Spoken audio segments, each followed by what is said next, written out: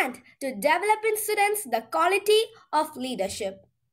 It is designed with a noble cause to bring out the latent talents of young minds by incorporating it with their academic learning. On behalf of the Al Qasama family, we are delighted to offer a gracious welcome to all of you. Friends, I think this is the right time to begin the official program with your consent. All the noble vendors begin with a prayer to the Almighty. So let me invite Master Subhan Ahmed for reciting a few verses from the Holy Quran and Master Nehan Abdul Ghafoor for its translation. أعوذ بالله من الشيطان الرجيم بسم الله الرحمن الرحيم آمن الرسول بما أنزل إليه من ربه والمؤمنون كل آمن بالله وملائكته وكتبه ورسله لا نفرق بين أحد من رسله وقالوا سمعنا وأطعنا غفرانك ربنا وإليك المصير لا يكلف الله نفسا إلا وسعها لها ما كسبت وعليها ما اكتسبت ربنا لا تؤاخذنا إن نسينا أو أخطأنا ربنا ولا تحمل علينا إصرا كما حملته على الذين من قبلنا ربنا ولا تحملنا ما لا طاقة لنا به واعف عنا واغفر لنا وارحمنا أنت مولانا فانصرنا على القوم الكافرين صدق الله العظيم. The translation is: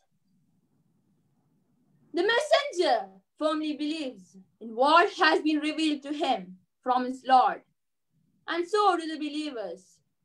They all believe in Allah, His angels, His books, and His messengers. They proclaim, we make no distinction between any of His messengers, and they say, we hear and obey. We seek your forgiveness, our Lord. And to you alone is the final return. Allah does not require of any soul more than what it can afford. All good will be for its own benefit, and all evil will be to its own loss. The believers pray, our Lord, do not punish us if we forget or make a mistake. Our Lord, do not place a burden on us like the one you placed on those before us. Our Lord, do not burden us with what we cannot bear. Pardon us, forgive us, and have mercy on us. You are our only guardian, so grant us victory over the disbelieving people. Thank you. Thank you, Masters. It is my pleasure to invite the head boy, J-Host Joy George, for the welcome address. A very warm good morning to one and all present here. I would like to give a wide and warm welcome to our fair and consistent principal, K.M. Abdulaziz sir. I welcome our enthusiastic, supportive leading coach, Ms. Maya ma'am. I welcome our very strong best school management that actually manages our school amazingly. I'm happy to welcome our effective coordinators. I would also like to welcome our parents who constantly support us. Also, let me welcome our dear teachers who take constant efforts for the development and learning of the students. I welcome our dear students who are all set to make this event a most remarkable one. Mock Parliament is an enthusiastic day for the school. This program was done between two classes. We say the COVID pandemic is the worst, But when we think the positive side, we learn many things. This time, the program is done in a broader way where all the students can participate. Programs like mock parliament increase confidence, improvement in knowledge, it improves the higher order critical thinking skills. So I wish good luck to all participants. So once again, I welcome all of them. Thank you. Thank you, Master. It We is, have it is with immense pleasure I would like to invite our Honorable Principal Abdulaziz sir to enlighten the audience with his thought-provoking words. Please, sir. Thank you, Miss Amna Mashood. Well, very pleasant and enthusiastic good morning, my dear children, parents, teachers, guests, and other dignitaries, and a warm welcome to Al Khuzama International Parliament 2021. Dear all, Model Youth Parliament, the academic simulation of the Parliament is a standalone co-curricular activity exceedingly enjoyed by all of us, children, teachers, and parents alike. It's truly exciting to see our smart children, especially I must specify the students of grades 6th, 7th, 8th, and 9th playing the role of parliamentarians, ministers, and of course simulating the parliamentary procedures. We are going to witness it just now. This is real experiential learning. Hands-on learning where children engage actively, our own children, our middle grade children, I must add, they create something new, and I would say this is true education, the hallmark of 21st century. We all know that these extracurriculars involve substantial researching, public speaking, debating, negotiation, and of course, writing skills. It also promotes critical thinking, teamwork, and leadership abilities. We have seen this throughout the last week. Our children, I say our middle grade small children were engaging in, debating in, and of course, thinking. And we all know that this is what 21st century demands from our children for success in all spheres of their life. Here, in the coming hours, we can see our dear students earnestly involving in the collaborative process of problem solving, consensus building, nurturing leadership, and of course, positive engagement through the discussions and debates of India's most pressing problems. I personally feel at the end of the program, our students, all, not only students, we all would definitely develop an appreciation of differing viewpoints, experience the challenge of negotiation, see the rewards of cooperation, collaboration, teamwork, and of course, broaden their worldview and India in particular.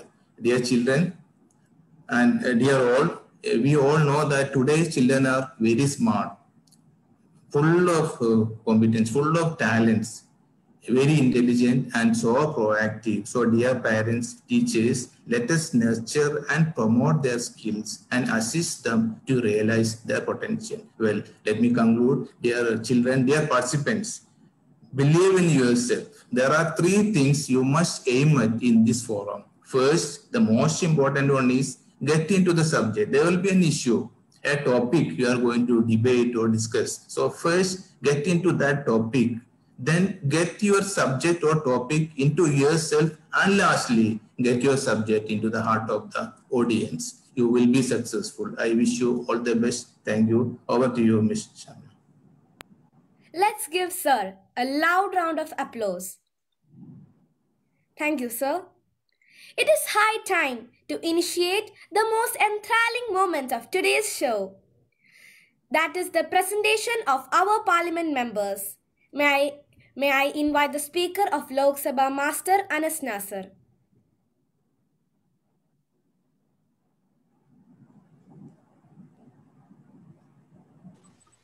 Honorable members, Honorable Speaker.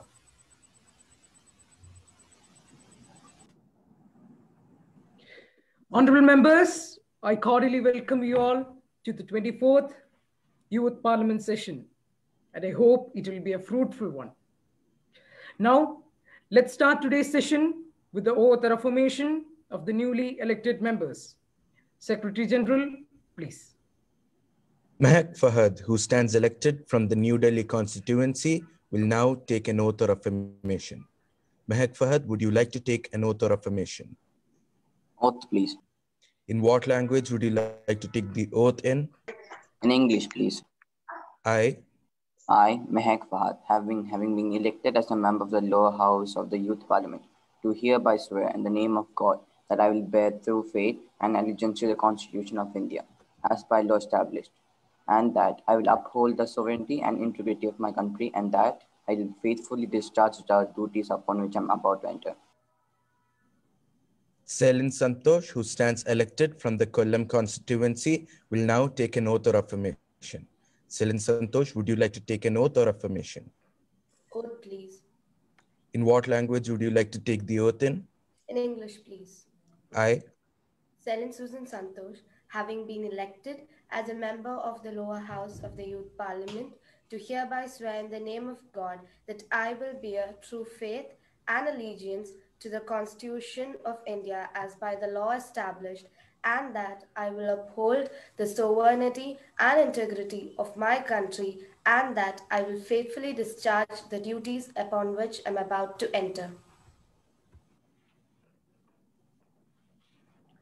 Honorable members, it is my sad duty to inform you all about the sudden demise of our former member, Sri Rahul KP. Sri Rahul KP was a great Indian politician and a leader in the Indian National Congress.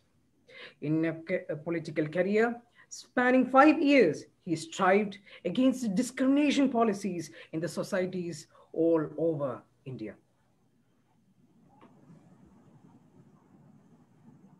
I am standing here with extreme displeasure. Sir Rahul KP was truly an incredible personality. In his political career spanning 5 decades, he was always a person who liked to see changes rather than just merely speaking for it. So, in the independent India, he was one of the first person in our country to make sure that all the people were treated equally. He worked hard day and night, striving to end discrimination in our societies. Personally, I have learned a lot from him, and my heartfelt deep condolences. I wish that Almighty give his family and friends all the power to get through these heartbreaking times. Respected Speaker and the members of the House. A man of his words and legendary actions. I too associate myself and my party members with this demise and feel the void as the nation feels for this sudden loss. And faithful member who began from the Indian National Congress. He always stood on the side of truth and justice. He remained for his justice. He still remains as a symbol of hard work and determination. I extend my line of extreme grief and condolence to the family and the nation. May his soul rest in peace. The House may stand in silence for a few minutes.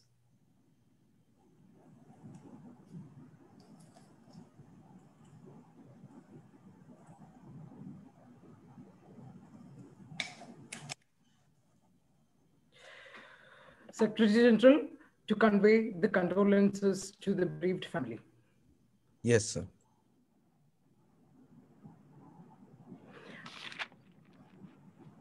Now, the Prime Minister to introduce new ministers. Karthika is a new minister elected from the Alapi constituency in Kerala.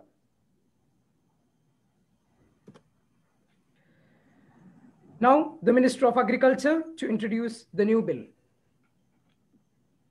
Yes, sir.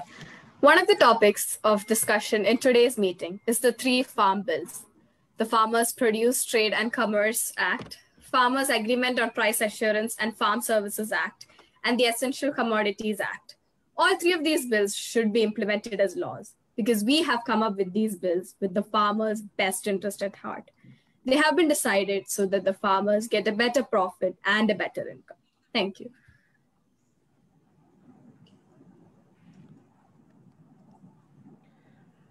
Now, the questionnaire starts. I have an appeal. Question number, yes, please. Thank you, Honorable Speaker. I appeal to the Speaker to give permission to observe 1 minute silence in memory of the Father of the Nation on his 73rd death anniversary today. Yes, the House may stand in silence to show the condolences.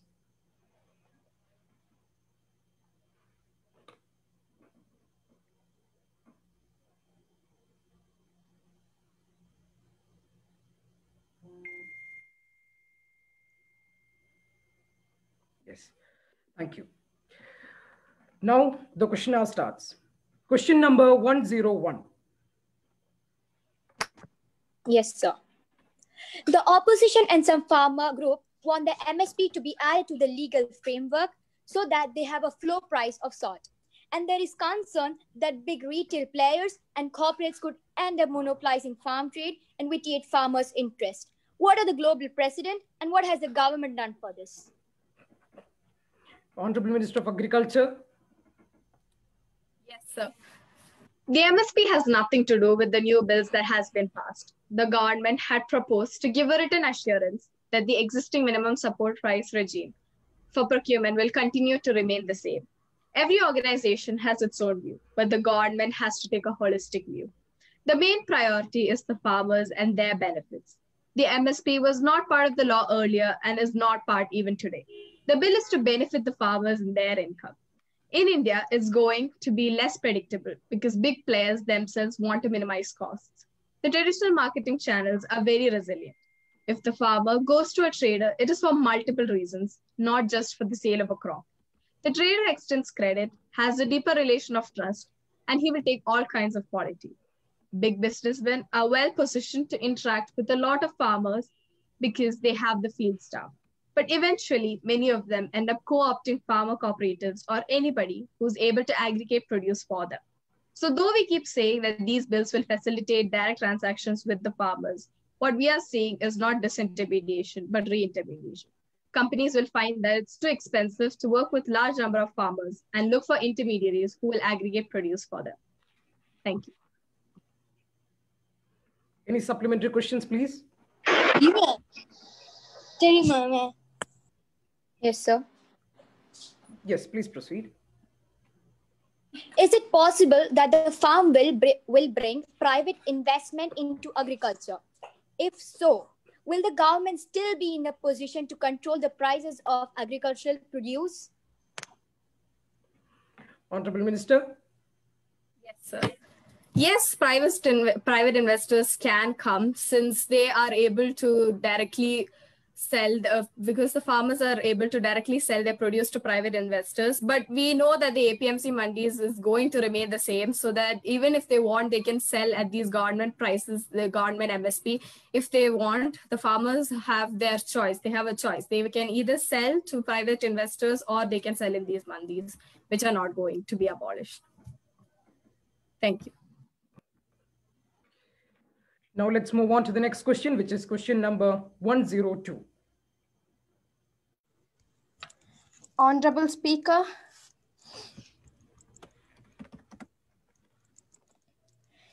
it is with a heavy heart and with a lot of pain that I and my fellow members are before you to call the attention of Honorable Minister of Agriculture to the increasing number of farmer suicide in India.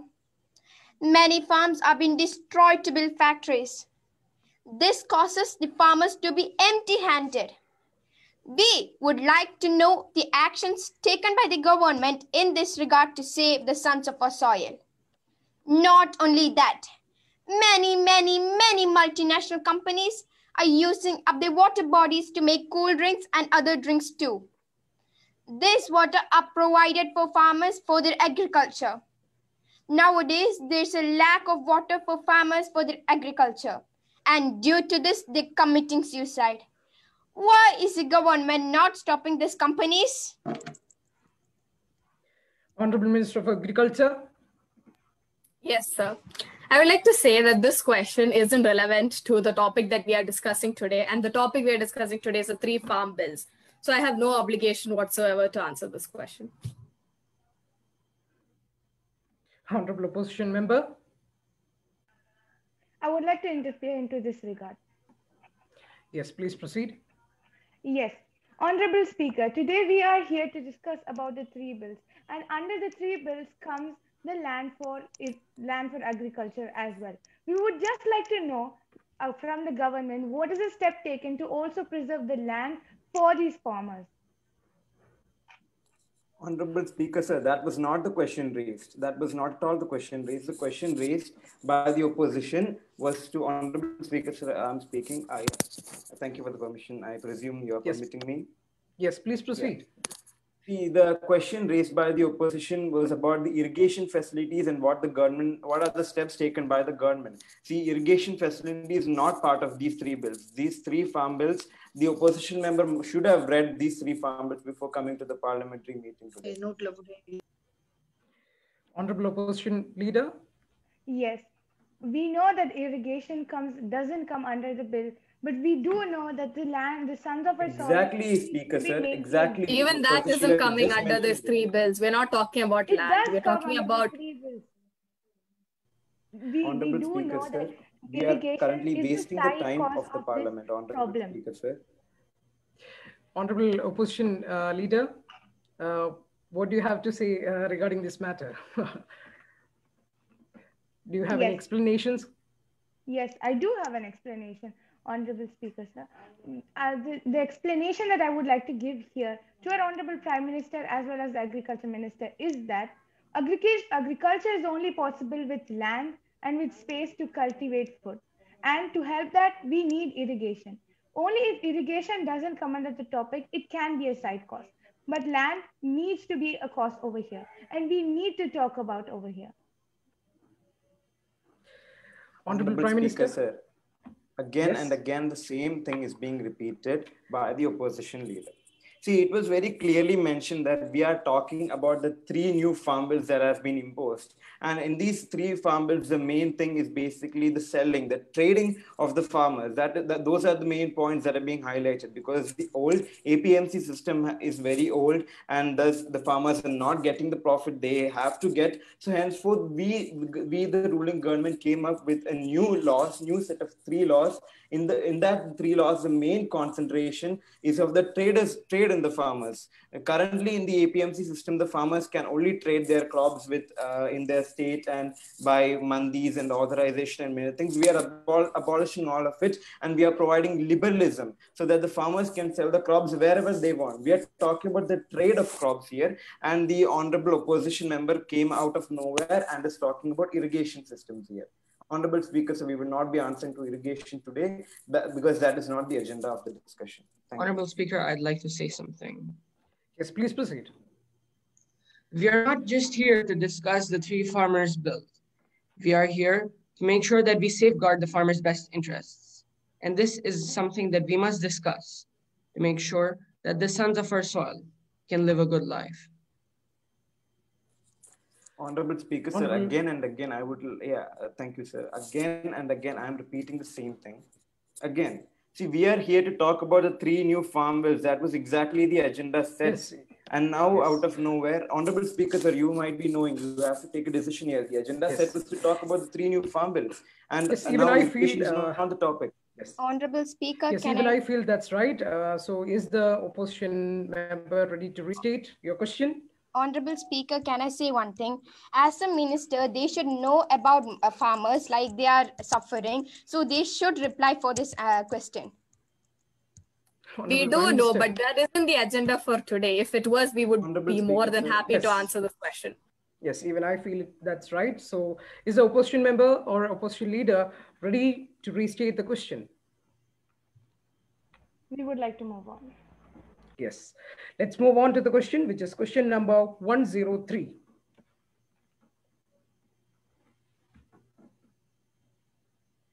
Confucius once said, "In a country well governed, poverty is something to be ashamed of.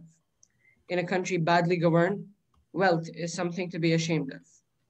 Good morning, everyone. The ruling party has passed 3 different bills to supposedly help our farmers.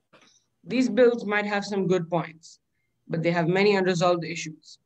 The aim of the first bill is to help create a legal framework for contract farming and protect farmers against cheating. I must say, this is an exemplary law passed by the ruling party to stealthily help large corporations. When they passed this act, what they think we forgot is farmers do not have lawyers to help them understand contracts. As for farmers and understanding the contracts themselves, that is a laugh. They don't know how to read. Corporations can pile clause upon clause on the farmer who does not understand a thing. The corporations have law firms with law degrees. The farmers do not. Most of them can't even write their own names. There are tens of pages buried in heavy legal language, and they do not understand the legalities of this agreement. My question is, how will the government protect the legal framework of the Farmers Empowerment and Protection Agreement on Price Assurance and Farm Services Act 2020 from turning on the farmers themselves? Honorable Deputy Minister of Agriculture. Thank you, Honorable Speaker. India's parliament in September passed 3 contentious bills that would allow farmers to sell their produce outside government-controlled marketplaces and directly to private buyers. Farmers entering into contract farming agreement with food processors and other firms will have liability limited to the advance that they receive or cost of farm services provided by the sponsoring firm. The farmers are having a further advantage that the sponsor would be responsible for any loss of damage to the farming produce, production site, assets, and any legal consequence of inputs supplied to the farmers. Farmers, on the other hand, cannot use inputs provided by the sponsor for anything other than growing the produce which has been agreed upon. The ministry came out with these steps for providing a legal framework for the Farmers Empowerment and Protection Agreement on Price Assurance and Farm Services Ordinance 2020, which is the second act on the Farmers Bill. There are also a few other rules and regulations in this act, which include, number 1, these 3 Farm Bills Act gives freedom to both the parties to terminate such agreement for any reasonable cause with mutual consent. Number 2, if the sponsor fails to make payment of the amount due, then he is imposed with 1/2 times of the total penalty. So it gives payment security to farmers as well. Thus, the government is protecting the farmers from any kinds of violence through these 3 Farmers Act in the Farmers Bill. Any supplementary questions? Yes. Yes, please proceed. When a private buyer or a corporation and a farmer, they agree to these terms, they have to sign a document. Now, how will the farmers understand the documents if they can't afford lawyers? Honorable Deputy Minister. Thank you, Honorable Speaker. I think the opposition member who queried me did not know anything about the safety and security provided by the government to the common people or the farmers. And I think, on his opinion, he justifies that the government is not caring for the welfare of the people. Well, here's my answer. Before the contract farming agreement is finalized between the company owner or any private buyers with the farmer, it is reviewed or finalized by the Farmers Union Association under the Farmers Union leader. So this provides the assurance or guarantee to the farmer to enter into and contract farming agreement. Once again, thank you, Honorable Speaker. Any other supplementary questions, please? Yes, I would like to raise a question. Yes, please proceed, Opposition Leader. Thank you, Honorable Speaker. I would like to raise a few questions here, and I want every single member in the Parliament to give me a completely genuine answer. Let's begin with our Prime Minister. Honorable Prime Minister, is there any one day you have gone with starvation, or is there one day that you have gone without food? Yes, there have been days without food. We would like to know a genuine answer. After you have come into the position, we would like to know if you have had food every single day, at least one meal. A genuine answer, Prime Minister. It is okay, because almost everyone over here is fortunate. Honorable Speaker, sir, we are just wasting time here, sir. This is not at all I would related like to to state my point, and I would like to have a completely genuine answer from our Prime Minister without... Yeah, Honorable Speaker, sir, I will be answering to that question. Honorable Speaker, sir, is there any day you've gone with starvation? I've gone without food for many days, especially during the strike, etc. Honorable Prime Minister, I think you're facing some your video for some time, and please proceed. Yes. I would like to move on to the Speaker, sir. Speaker, sir, have you gone a day without food or starvation? Please be genuine. Honestly, no.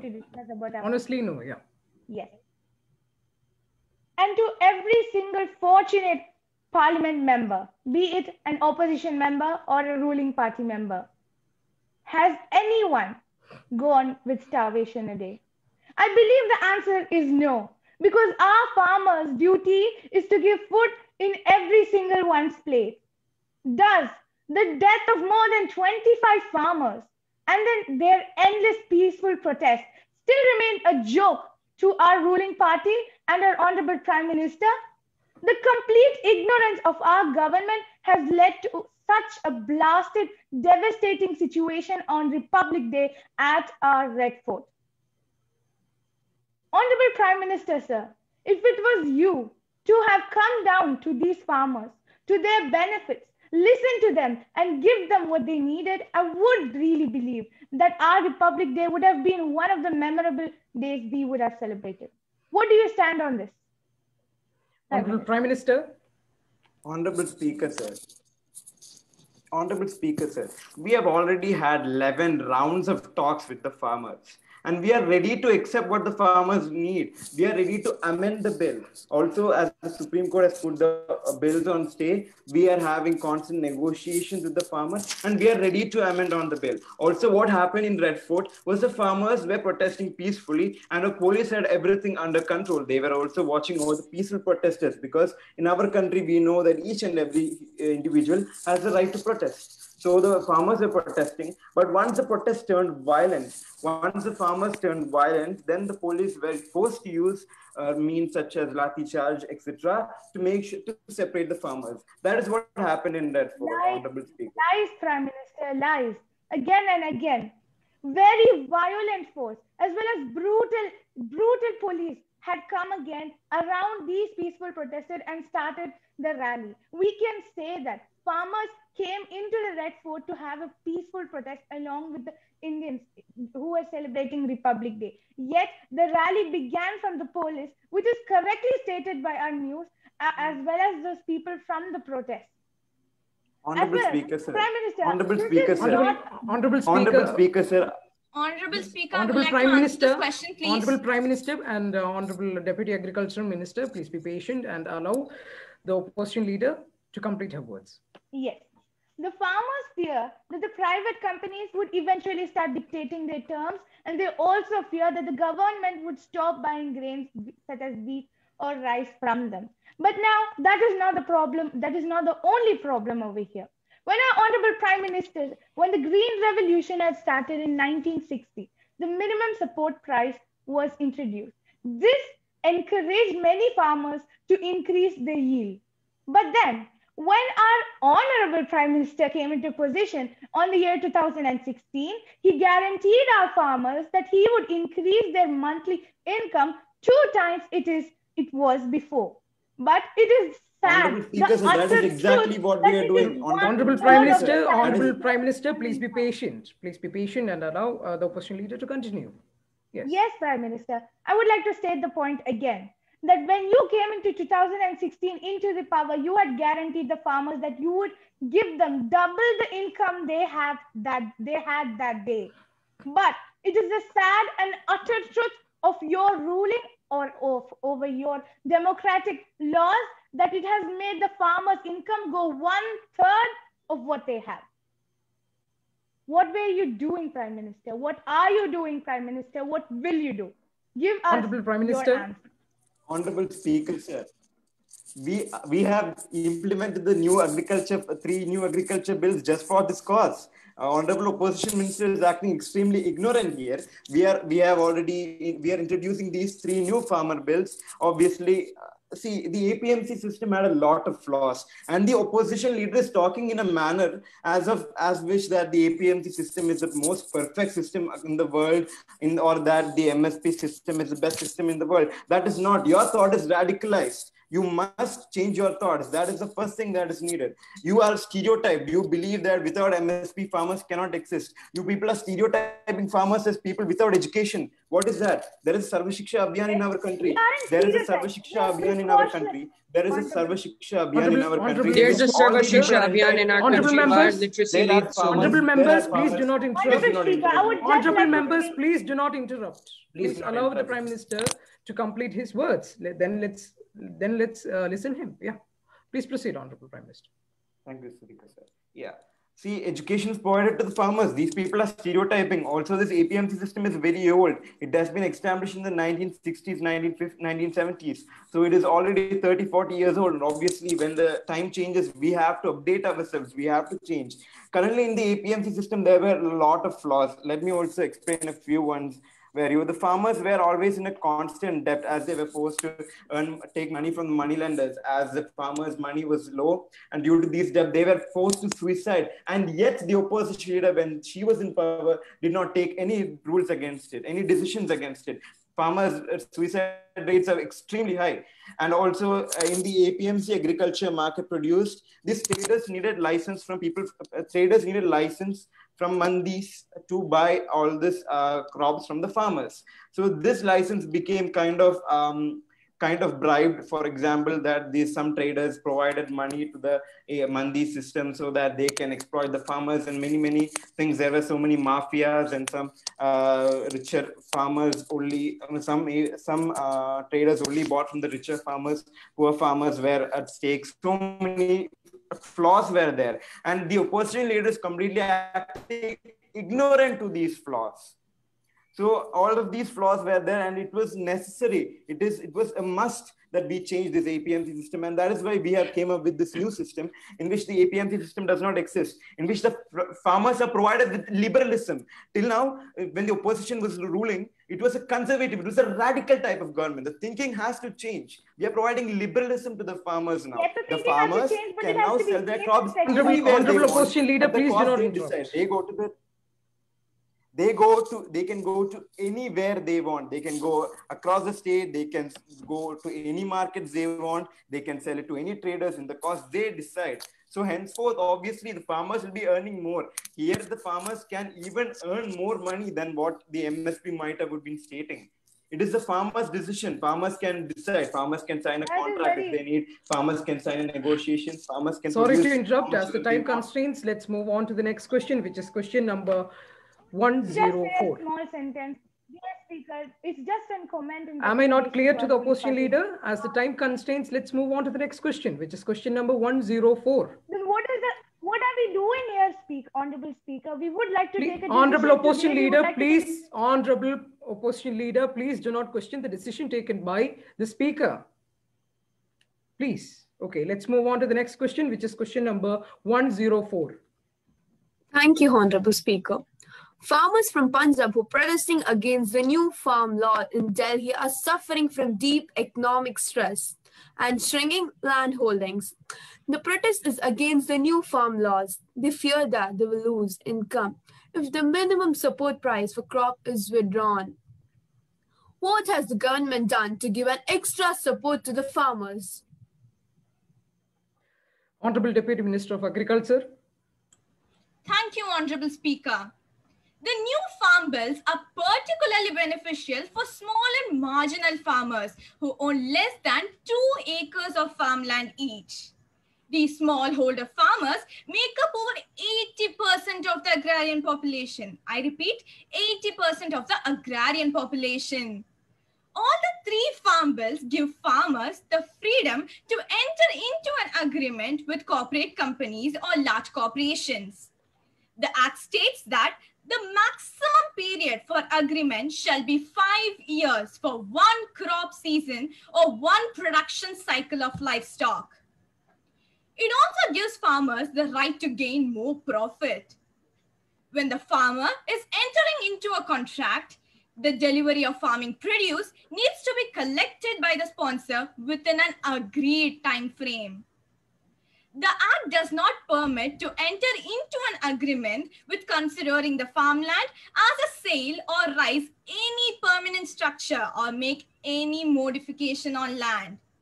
Thus, as a Deputy Agricultural Minister, I conclude that the government has supported and is still supporting the farmers effectively.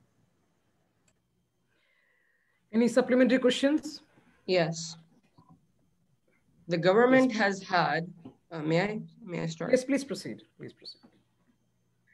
The government has had many rounds of talks with the farmers regarding the farmers' bill. What steps has the government done to make sure all farmers are represented on the farmers' end of such a negotiation?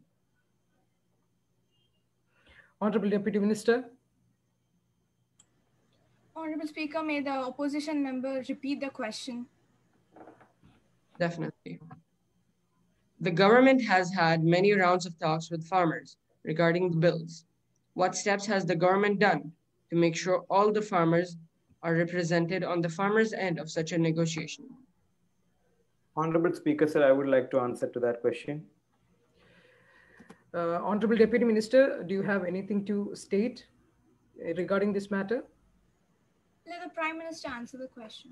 Yes, Honorable Prime Minister, please proceed.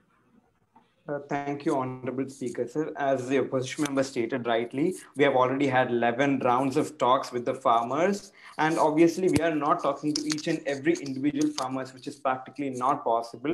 Obviously, we are talking to farmers union, which represent a whole lot of group of farmers.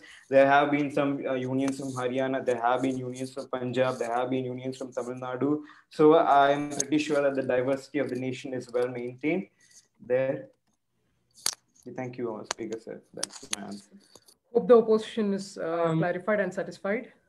My question actually was that what has the government done to make sure that there's a diversity in the amount of farmers unions that they talk to?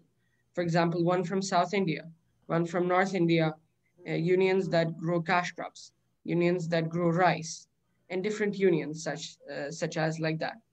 Earlier in the parliament, there used to be a system where the opposition and the ruling party would sit together and peacefully discuss different bills. They would put positive inputs into it, but sadly, that time has long gone, and now we're reduced to meaningless feuds. I call upon the Prime Minister to overlook that just this once and accept this peaceful suggestion I'm giving him. I would request him to consult with the diversity of farmers' unions to make sure that every single farmer is indirectly represented in such agreements. Thank you very much. Honorable Speaker, sir, can I speak? Yes, please proceed. Yeah, Honorable Opposition Member, we'll be taking that idea into concern and we'll be thinking about it. Thank you. Yes, hope the opposition is satisfied.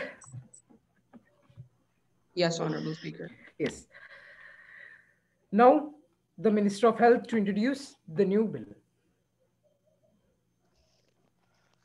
Honorable Speaker, sir, we have gathered here in this assembly today to discuss one of the bills, the COVID-19 vaccine bill. This bill should be implemented as a law, as it is a lifesaver for all the citizens of India and provide safer COVID-19 vaccines at an affordable price. It is made to save the citizens and the people of India from this unprecedented pandemic, and we can now see an end to the COVID-19 virus that took over the world and our country. Thank you. Now let's move on to the question, which is question number 201. Thank you, Honorable Speaker. Leadership is service, not a position. A very warm greetings to one and all. With a very heavy heart, I would like to call the attention of our Honorable Health Minister regarding the side effects of COVID-19 vaccine.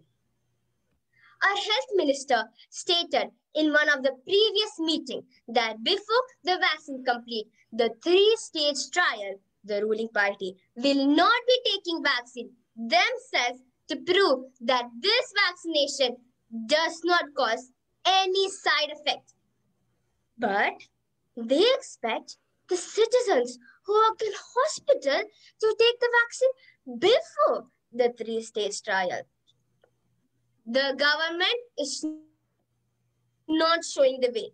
They should be a role model and an example. What is stopping one representative from taking the vaccination themselves? It's now or never. The citizens of India demand an answer. Honorable Minister of Health. Honorable Speaker, the Honorable Opposition Member has raised a concern about distributing the vaccine without a proper trial. The government has no intention or plan to distribute the vaccine without an accurate trial. The vaccines are sent after the 3-stage trials. Therefore, it is evident that the concern raised by the opposition member is unauthentic and not genuine. The citizens of India will get vaccines that have completed all the necessary trials and arrangements. The hospital management will be taking the vaccine at first because they are the ones who are the front line of the nation's fight against this deadly pandemic. They have the high risk of being exposed to and getting sick with COVID-19. So, in order to protect themselves from COVID, because they are administering the vaccine and are at a high risk of getting it, they will be given the first dose of the vaccine. Sir, I assure the House that the vaccine is produced following the international norms and standards and is 100% safe. There is no matter whether the ruling party is taking it or not. It is for the citizens of the nation, and the government is highly concerned with the health and well-being of the people. So the concern raised by the member is irrelevant, and the government doesn't have any doubt about the success of the vaccine. I would like to say in the House that as a health minister, I am ready to take the vaccine if it boosts up the confidence of the general public. Thank you. Any supplementary questions? Yes, I have. Yes, please proceed, Honorable Member.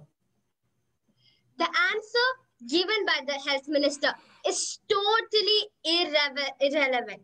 Health Minister, did you understand my question? Please answer. Did you understand my question? Yes, of course. But your answer was not the answer I was expecting. You had told that you itself right now told that the citizens who work in hospital were given the vaccine before the 3-stage trial. And what I had suggested that why don't the Prime Minister or the Health Minister itself take the vaccination to boost up the confidence? Honorable Speaker, sir. Honorable Prime Minister, please do not don't interrupt. interfere me. Honorable Please don't interfere. Please do not interfere. Yes, please proceed, Honorable Opposition Member. Thank you, Honorable Speaker.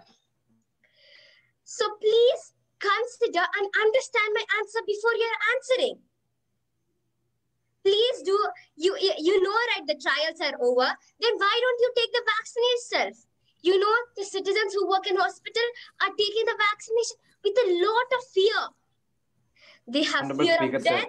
They have fear. Honorable Prime Minister, interrupt. Please allow Honorable the opposition Speaker, sir, member this to... question is way too long. The opposition member is Because the speaking Prime Minister is over continuously and over again. interfering. Honorable Prime Minister, please do not interrupt, and Honorable Member, please summarize your question and please come to the point. Yes. So my question is that Health Minister, please don't drift away from the topic and give me the right answer. Why, if you really want to take, then what is stopping you? What is stopping you from taking the vaccination? Honorable Speaker, Honorable sir. Prime Minister. Honorable Yes, Honorable Speaker, Minister of Health. Honorable Minister Honorable Opposition Member. Honorable Opposition Member, before when we have expectations, it is very unlikely that it will turn into a reality. As such, the expectation which you're talking about is not the expectation you're talking about is way different from the reality that you're going to experience now. I and the Prime Minister have taken the vaccine in order to boost up the confidence of the people. In fact, to prove it at this house, I'm going to show it to all the members of the parliament right now, with the Prime Minister, of course. You can see this bandage here. This is the bandage taken when I took the vaccine for the coronavirus. And I hope this will boost up the confidence of the general public. Thank you. Honorable Speaker, sir, can I add some points? I want to say something. Honorable Can member, I please please answer? do not interrupt. Honorable Prime Minister, please continue. Okay, sorry. Honorable Speaker, Tomorrow, sir. Honorable Speaker, I'm speaking. Opposition leader, please maintain record. Yeah. See, that is why I was trying to interrupt the opposition member before she completed the question itself. Today morning, there were some things that many people did not know. Morning, we went to the hospital, me and the health minister, and we vaccinated the first dose of the COVID-19. And we were under the observation of the people, of the doctors for half an hour. And then we came here to the parliamentary meeting. Also, we completely trust our scientists, unlike the opposition leader who still wouldn't take the vaccine, who do not trust the doctors of our nation. They strive day and night, making sure that the nation is still moving on forward. Yet the opposition members are not ready to accept what the scientific geniuses of our country are stating. This is completely heartbreaking and disappointing at the same time. Oh, you yes, know how much... Honorable Opposition Leader. Honorable Opposition Prime Leader. Minister. Can I please? Please not be member. I will give you a chance, and I'll be calling your name. So, do the opposition leader have to state anything regarding this matter? Yes, we would like to.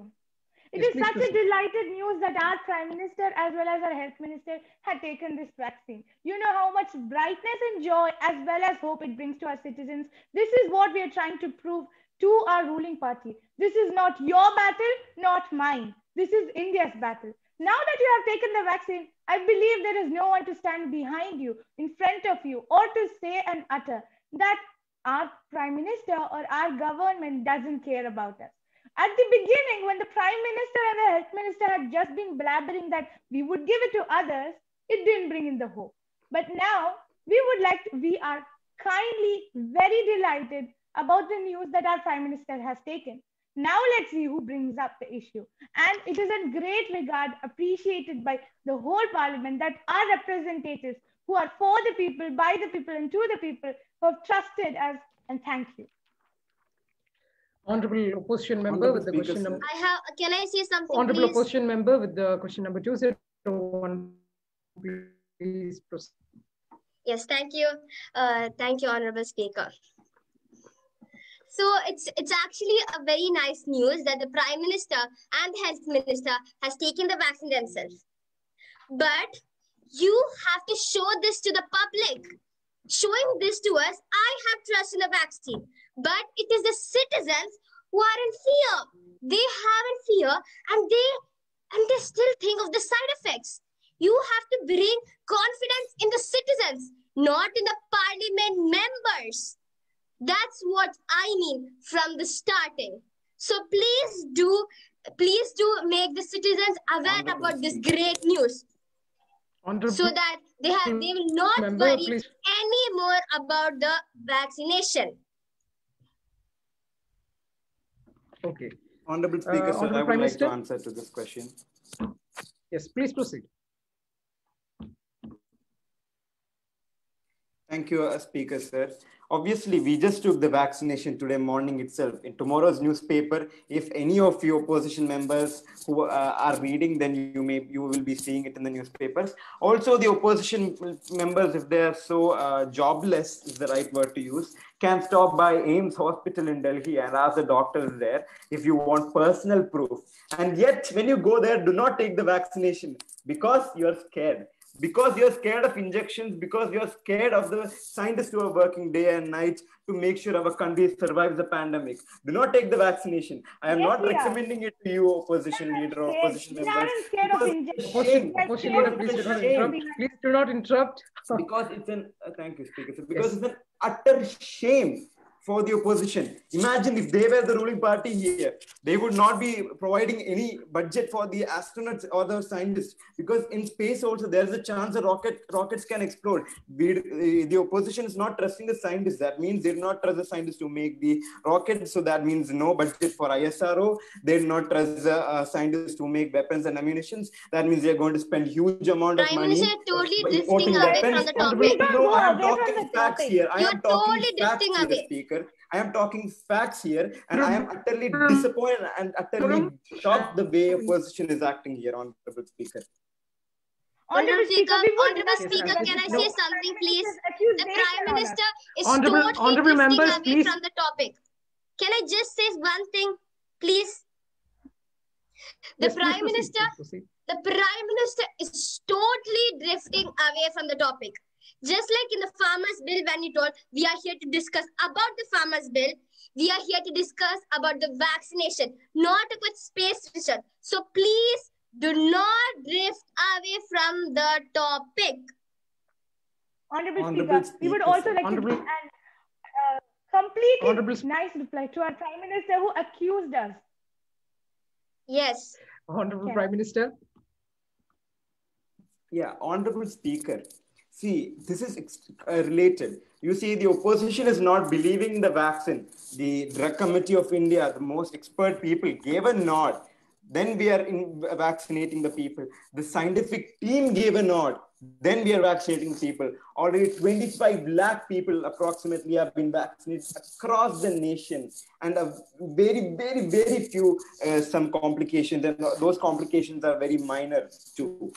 So this proves, henceforth, it proves that the scientists of our nation takes the right decision. They know what they are doing. So let them do their job. That's what I just said. Let them do their job. You do not trust the scientists. That means you do not trust Speaker, I would like anybody. to talk in Scientists are and the also backbone give of the an nation. You good see, reply. agriculturists, scientists, all of this are related. Without scientists, our nation cannot move forward, cannot stay anywhere. Without scientists, we would be nothing, and you people do not trust the scientists itself. Then how is a nation going to move Honorable forward? Prime That is Minister, a please genuine come to the question point. which I demand an Honorable answer Prime on. Minister, please come to the point. It's not, yeah. Yeah, Honorable Speaker, sir, they do not trust the scientists who are one of the This main is not leaders in the ISRO, nation man. moving forward. They do not. Honorable Prime Minister, this is not ISRO. Yes, so let's come to yes, the speaker, point. sir. Yeah. Again, even the speaker told you're drifting away. So now what do you want, Prime Minister? Even the speaker told you're drifting Speaker, away. sir, So I'm we can't inserted do here, anything Speaker, more, sir. Prime Minister. Honorable because member, you please do not asked us interrupt. insulting me Honorable here. members, please maintain the decorum. Honorable members, please maintain the decorum. And honorable member with the question number 201, do you have anything to state? I would like to state. Yes, I have something to state. Honorable member, please proceed. And as the Prime Minister already asked that are we scared of injection, I would like to reply to that. None of the opposition members are scared of injection. We have doctors, and we want to save the poor people who do not have doctors, as there's a shortage of vaccination, as the health minister before in the previous meeting stated. Actually, Honorable Speaker, sir. Honorable Speaker, members, sir, may Honorable Speaker, Honorable sir, may I Health state a Minister. point? Honorable Health Minister, please proceed. Honorable Speaker, sir, if the honorable member or if the all of the opposition were not scared of injections, why wouldn't they take the initiative to take up the vaccine? That is my question to the opposition. Honorable member, please do not interrupt. Sorry, I think, can I say? Yes, please proceed right now. I think the health minister did not understand what I'm saying. I already told the reason why we did not take the vaccination. We care about the poor people. We care about the citizens of India. And that is why we want to give the vaccination to them first before we take the vaccine. Because we have doctors. We have doctors for us. But the citizens do not have doctors. They do have, but they have only government doctors. And we always want, and they are always our number one priority. Honorable Speaker, sir, I would like to answer here. I would like to answer, Health Minister. Honorable Speaker, sir, can I get the permission?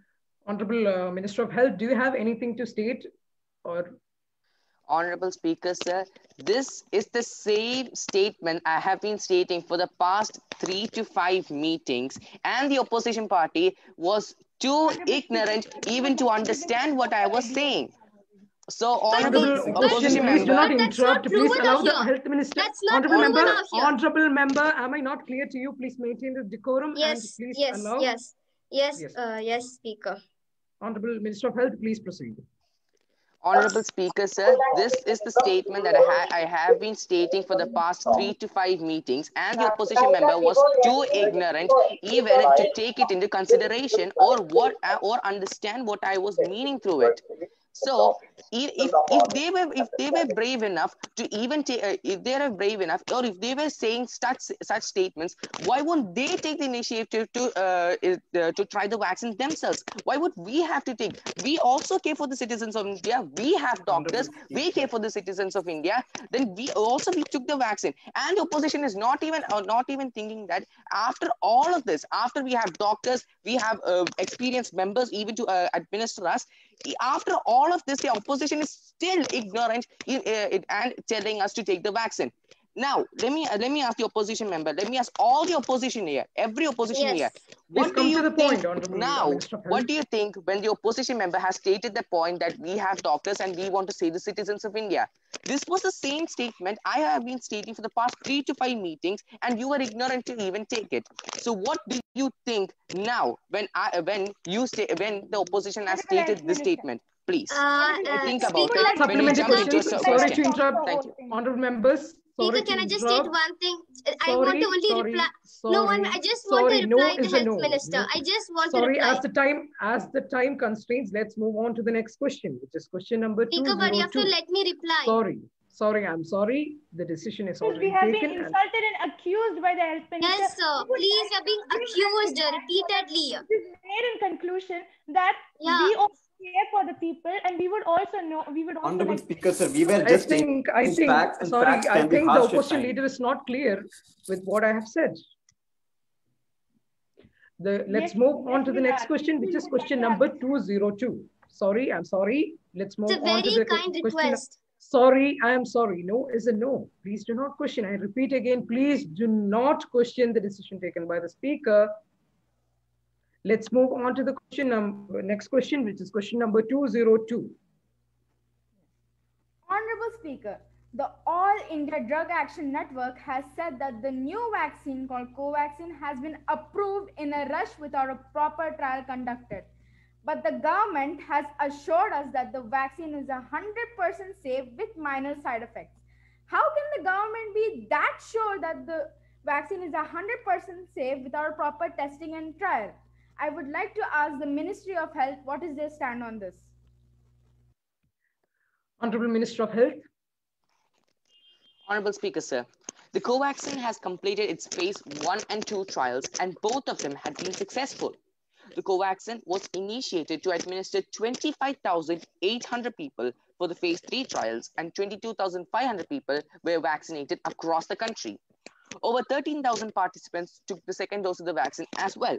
And so far, the results from the vaccine were positive and were known to be safe, as per the data available by the Drug Controller General of India. And the participants showed no side effects from the vaccine. This vaccine was also used in children above 12 years of age, and the vaccine was found to be safe. Even though its efficacy result hasn't arrived, there were positive reviews that the vaccine is safe from the people who took the dosage. And the same was stated by the DCGI, Drug Controller General of India, and Bharat Biotech. Sir, I, as the Health Minister of this nation, do solemnly declare in this assembly that the Covaxin is 100% safe, and anyone could take it without a fear of getting any side effects. Thank you. No more supplementary questions, please. Let's move on to the next question, which is question number 203. Thank you, Honorable Speaker. India has about 27,000 cold chain systems. Will this be enough to immunize all of India? If not, what is the government planning to do to have better and more cold chain systems? India also has a huge population. So how is India planning to immunize all of its people? Honorable Minister. Sir, the government thinks that this may be enough for the immunization of the people. At the same time, the government is buying 3,000 more chains, which bring it to a total of 29,000 cold chain systems. The Ministry of Health has announced that the country has bought over 70 walk-in freezers, 41,000 deep freezers, 300 solar refrigerators, 45,000 Iceland refrigerators, and 240 walk-in coolers. The vaccine registration network called the COVID Vaccine Registry Intelligence Network, or COVIN, is in full work now. This helps to register for the vaccine and helps the process move transparent and smooth. The government aims to vaccinate all of India's people by 2022. Of course, the task in front of the government is Herculean considering the population. But the government is optimistic and priority is the safety of the public. Thank you. Any supplementary questions? Yes. Please proceed. Both Covishield and Covaxin require 2 doses of the vaccine to be administered. This is going to make the distribution process a lot more harder. So how is the government planning to handle this and so that the proper doses are given to the citizens? Honorable Speaker, sir, may I? Honorable, yes. Honorable Speaker, sir, the government has already thought of this problem before and has already thought of this problem. The Covishield and Covaxin require 2 doses and that can be stored in temperature, in room temperature. And also, people who can take 2 doses and using the COVIN, the vaccine registration network, they can come for 2 times to take the vaccines. The nearby stations will tell them to, the vaccine registration network will tell them to take the doses 2 times, and they have to come after a 3-week interval, after the first dose and for the second dose. Thank you. Let's move on to the next question, which is question number 204. Thank you, Honorable Speaker. In Haryana recently, a health worker dies after taking the COVID-19 vaccine. And the government is opposing that the cause of death is not due to the vaccine. But there have also been many other incidents and reports regarding deaths after taking the vaccine. Still, the government rejects these statements and conveys that the death is due to a particular disease and not because of the vaccine. I would like to ask the Ministry of Health, what is their stand on this? Honorable Deputy Minister of Health. Thank you, Honorable Speaker. In Haryana, the health worker was administered the Covishield vaccine on January 16 and had not reported any adverse effect following immunization till date. She was working at the primary health center in Bangalore. Her postmortem has been completed and no definite cause of death has been found. The Chief Medical Officer of Gurugram said her viscera has been sent for histopathology and chemical examination. The preliminary report of AEFI committee could not connect her death directly to the vaccine. The probable cause of the death is a sudden cardiac arrest. Any supplementary questions? Yes, sir.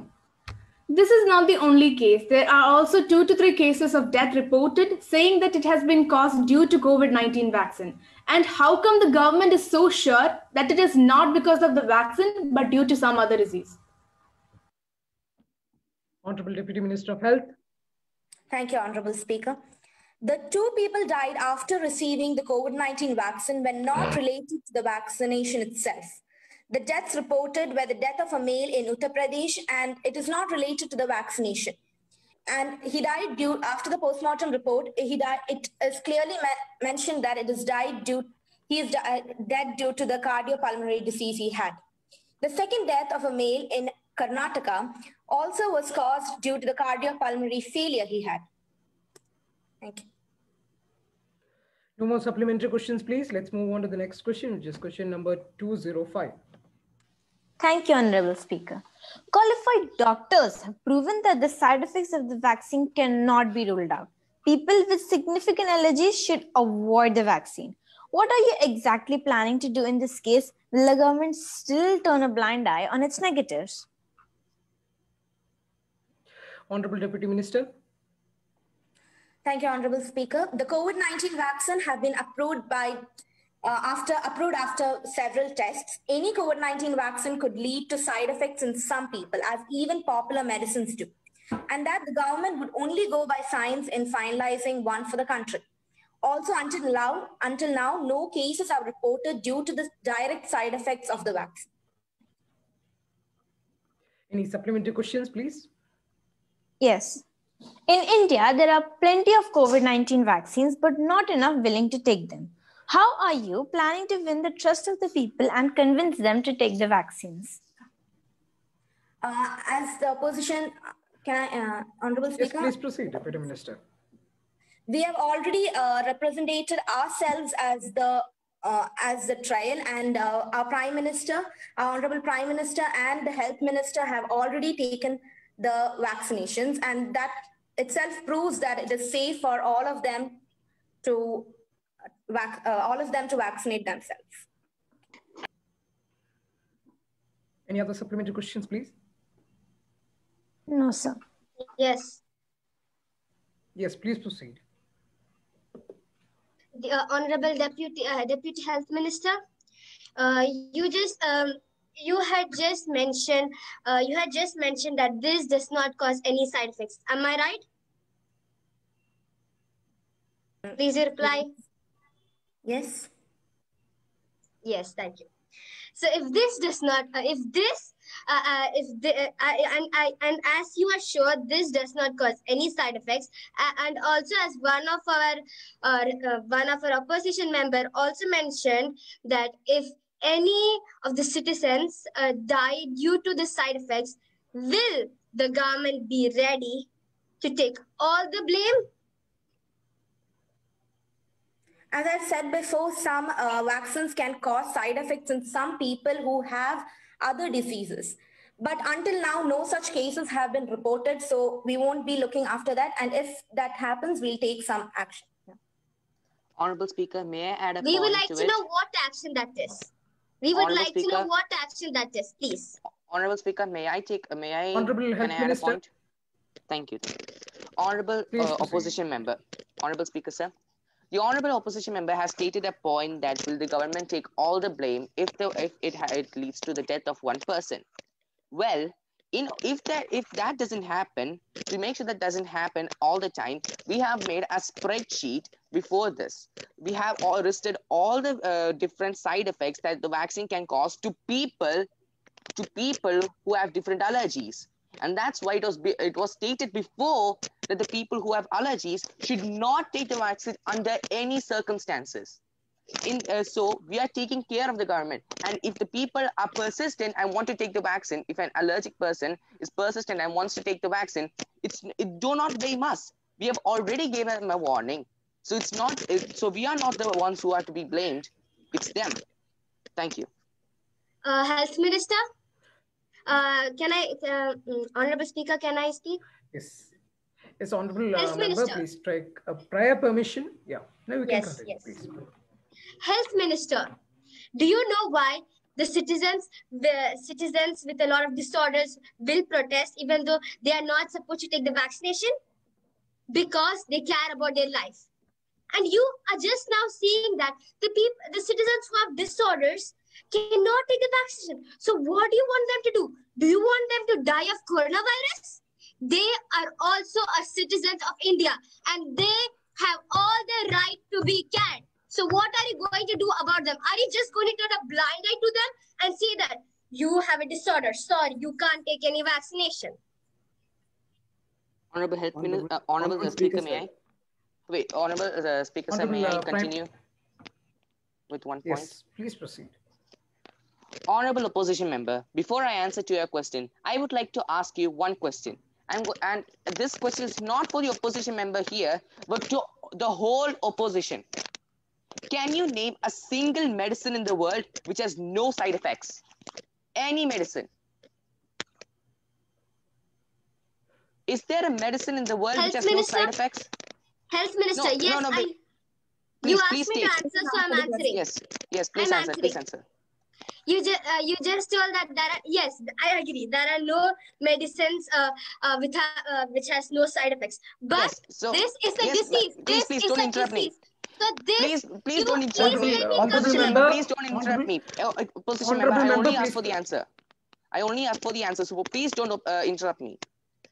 Even then, if you know that there are every side effect, any side effect is there in all the vaccines of the world, then you must know that even for the coronavirus vaccine, there can be side effects. But the side effects are so rare that no one, not a single human trial have received any side effects, and it is so rare that only the cases are 1 in 1,000 people. 1 in 1,000 people. So let me just say, and also that the human body is a complex mechanism, so they cannot be any medicine that don't have any side effects, but humans, that the scientists of our nation and all the world are finding vaccines which have no side effects. So before, when you ask a question, opposition member, the government are caring for the citizens, and even though there are side effects, we say them that do not take this if you have any allergies, because we care for them. We don't want to take off their lives just for a vaccine. We care for them, even though if there's a coronavirus out, there's a big pandemic outside. Even though that their person has allergy, we request them to not take the vaccine, because if he dies, it's going to be a huge shame to the government that is governing the country. So when we say that when we say to an allergic person that there's a side effect, they should not take it. And if they still persist and take it, it's not our fault, and it's not us to be blamed. Because there is no vaccine in the world that has no side effects. So you should understand that as well before jumping into Sorry to a interrupt. question. Sorry to interrupt. As the time constraints. Sorry to interrupt. As the time constraints. Speaker, just one line. Just one line. I promise it will just be a line. I promise it will just be a line. Sorry, honorable member, please. Let's move on to the next question. Speaker, this is the second time this is happening. I'll just say one line, please. One line badly, which is going to take 5 seconds or 6 Honorable member, seconds. please. I am repeating once again. Please do not question this decision taken by the speaker. Therefore, the member is warned. Let's move on to the next question, which is question number 301. Before that, I request the Honorable Minister of Education to introduce the new education bill. The National Education Policy, which was approved by the Union Cabinet of India, which outlines the vision of India's new education system. The new policy replaces the previous national policy on education. The policy is a comprehensive framework for elementary education to higher education, as well as vocational training in both rural and urban India. Let's move on to the next the first question in the education bill, which is question number 301. Thank you, Honorable Speaker. As per the Sarva Shiksha Abhiyan, or the 86th Amendment to the Constitution of India, free and compulsory education to children between the ages of 6 to 14 was made a fundamental right. And this has led to the development of numerous very small schools in remote areas, and of course to some schools having very less number of children, as less as 14, and even single teacher schools. And now my question to the Education Minister is, as per the new education policy, the government has decided to integrate single teacher schools, such as schools with low strength, into school complexes. How does the Ministry of Education expect a student from a remote and tribal village who goes to these schools, which are in the neighborhood, to go to a new town with new people and feel comfort of to study? What will happen to the Right to Education Act? Secondly, how will children from a remote area learn multilingual languages when they are struggling to learn one language? Honorable Minister of Education. Thank you, Honorable Speaker. Tribal communities of children from scheduled tribes also face severe disadvantages at multiple levels due to various historical and geographical factors. Children from tribal communities often report finding their school education irrelevant and foreign to their lives, both culturally and academically. The India must remain firm in its focus on improving the quality of education in its tribal heartlands needs no emphasis. According to a World Bank assessment, at least 55% of Indian children are not proficient in reading. And guess what? The NEP 2020 comes to the rescue here. It brings more focus to early childhood education, but both the center and states must chart out the course through strong intent backed by public investment. Government believes that injustice anywhere is a threat to justice everywhere. The expenditure on education as a percentage of GDP rose from 0.64% in 1951 to 3% in 2015. And an enormous change was brought in by the NEP by increasing it to 6% of the GDP. Some proportions of this amount will be used for constructing and developing the situation of tribal students in terms of education. And this will thus protect the right to education as well. Thank you. Any supplementary questions, please? Yes. Thank you, Honorable Speaker. It is very sad to know that our education minister is not answering about school complexes or clusters in NEP. I'm afraid that the dropout rates will only increase in such a situation, and even the implementation of the four-year bachelor's degree with multiple exit options will only increase the dropout rates in the country. By introducing the four-year bachelor's degree with multiple exit options, does the Ministry of Education want the students to take education carefree and make them unemployed and uneducated? Does the government want to push the students out of higher education? Maybe the government would say, I don't push the students out, I give them a half-done certificate. Is this how the government can bring down the dropout rates? By encouraging students to leave with a half-done certificate? Ministry of Education, what survey did you conduct? What research have you done? Why is the government increasing dropouts by making it more and more flexible? Why can't the government work on preventing dropouts from happening? Minister of Education, we need a clear answer. Honorable Speaker, sir, can I speak? Honorable Prime Minister, before that, let's hear what... no, Honorable Speaker, sir, the opposition member is unnecessarily raising the voice, Speaker, sir. The opposition member is unnecessarily raising the voice. It is unethical, Speaker, sir. We the city... Honorable Prime Minister, let's hear what the... Sorry, let's hear this. Let's hear. Honorable Speaker, may I? Yes, please proceed. First of all, I'm very sad to say that my honorable opposition member has not read the policy correctly. The problem in building multiple complexes is not what you are thinking. Tribal habitations, they remain in scattered forms, so they don't fulfill the needs of the required amount of child population to open a school within 1 kilometer radius. So in the tribal area, schools remain far away from the habitations. Take this example. Take a locality X, and it's spread very widely around the country. And there are 10 different schools of the same tribal group, but they are spread in different places. Like you have one after 1 kilometer radius, and the other, they are far away from each other. The number of ashram schools are also very scanty. Ashram schools are the best fitted for the tribal children. In the primary schools, no effort is made to provide incentives and scope to music. Now, what the NEP is trying to do is it's trying to solve this issue.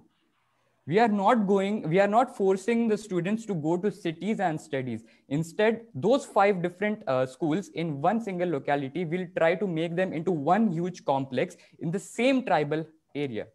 So this will help the students of different tribes come together and do a collaborative learning.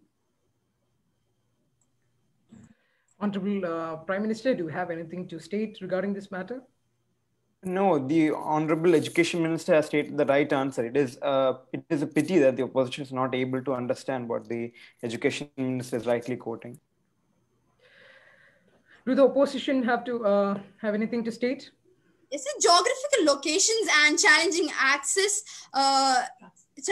and availability of transport and a very large number of schools will only make the governance of complex schools difficult, and the idea of complex clusters in school is not a good one. And I strongly suggest that the clause of forming school complexes can be suspended, as it only results in an increased number of dropouts from the school. Honorable Minister. First of all, why does the opposition member think that this is going to increase the number of dropouts? Tell me the reason. It is not due to the geographical locations and access conditions, and in India it is very difficult to get the availability of transport, and if you consider the tribal people to go to a new town and due to the geographical locations and the availability of time, it's very challenging for the students of a tribal village to go to a new town and feel comfortable enough to study. And in the constitution it also states that, and Sarva Shiksha Abhiyan, or the 86th amendment in the constitution, free and compulsory education should be given to each and every citizen of India, and I suggest it should be given to every citizen of India, and it is very challenging. It's very challenging for a student from a tribal village to go to a new town and study there. Honorable Minister. First of all, may Almighty give you some knowledge and intelligence to understand one simple sentence. We are not forcing these tribal people to go into cities. Instead, we are developing the tribes itself. Scholarships will be offered to the best students and the IAS in tribal areas to enter outstanding teacher education programs. There are constant efforts which are made in order to employ teachers in these tribal areas. Then Also, the honorable opposition member had mentioned about multilingual languages. To her concern, bilingual textbooks also are being prepared, and bilingual education will be pursued to facilitate smooth transition from the home language of children to the language which is used as the medium of instruction in schools. So there should be no debate on this silly point. Why? I have a doubt. Why do you ask children to learn multilingual languages? Honorable Minister. Okay. There is nothing like that children should learn multilingual languages. Instead, there is a provision which is made that tells that the children should be educated in their mother tongue. Because when a child learns in his or her mother tongue, he can understand things easily, and then he can relate it to life. So the Ministry of Education is telling that the ministry doesn't know what an NEP states. In the NEP, it's clearly written that a student or any student should learn multilingual languages, 3 languages. Then doesn't the Ministry of Education know what's in the NEP? Let me make it clear for you. I think I am 100% sure that you haven't read the policy clearly. It states that the government clarified that no one will be forced to study any particular language, and that the medium of instruction will not be shifted from English to any regional language. Then what about the 3-language policy?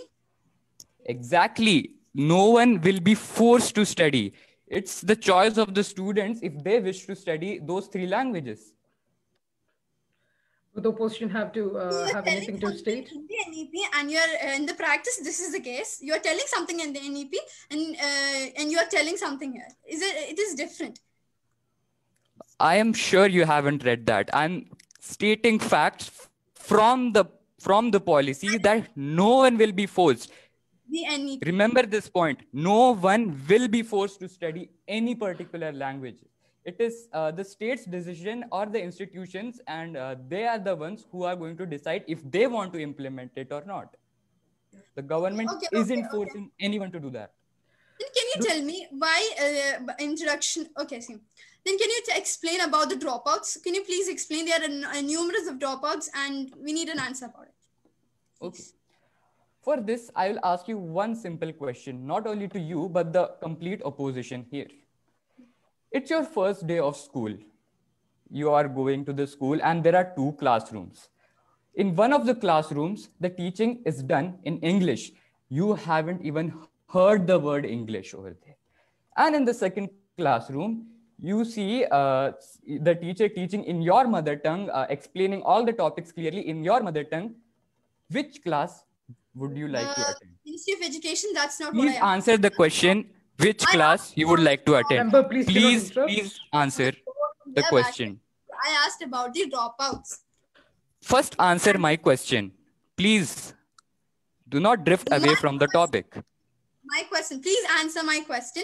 I am asking, why is there an increase in the dropouts with the implementation of the 4-year bachelor's degree? First, answer this small question.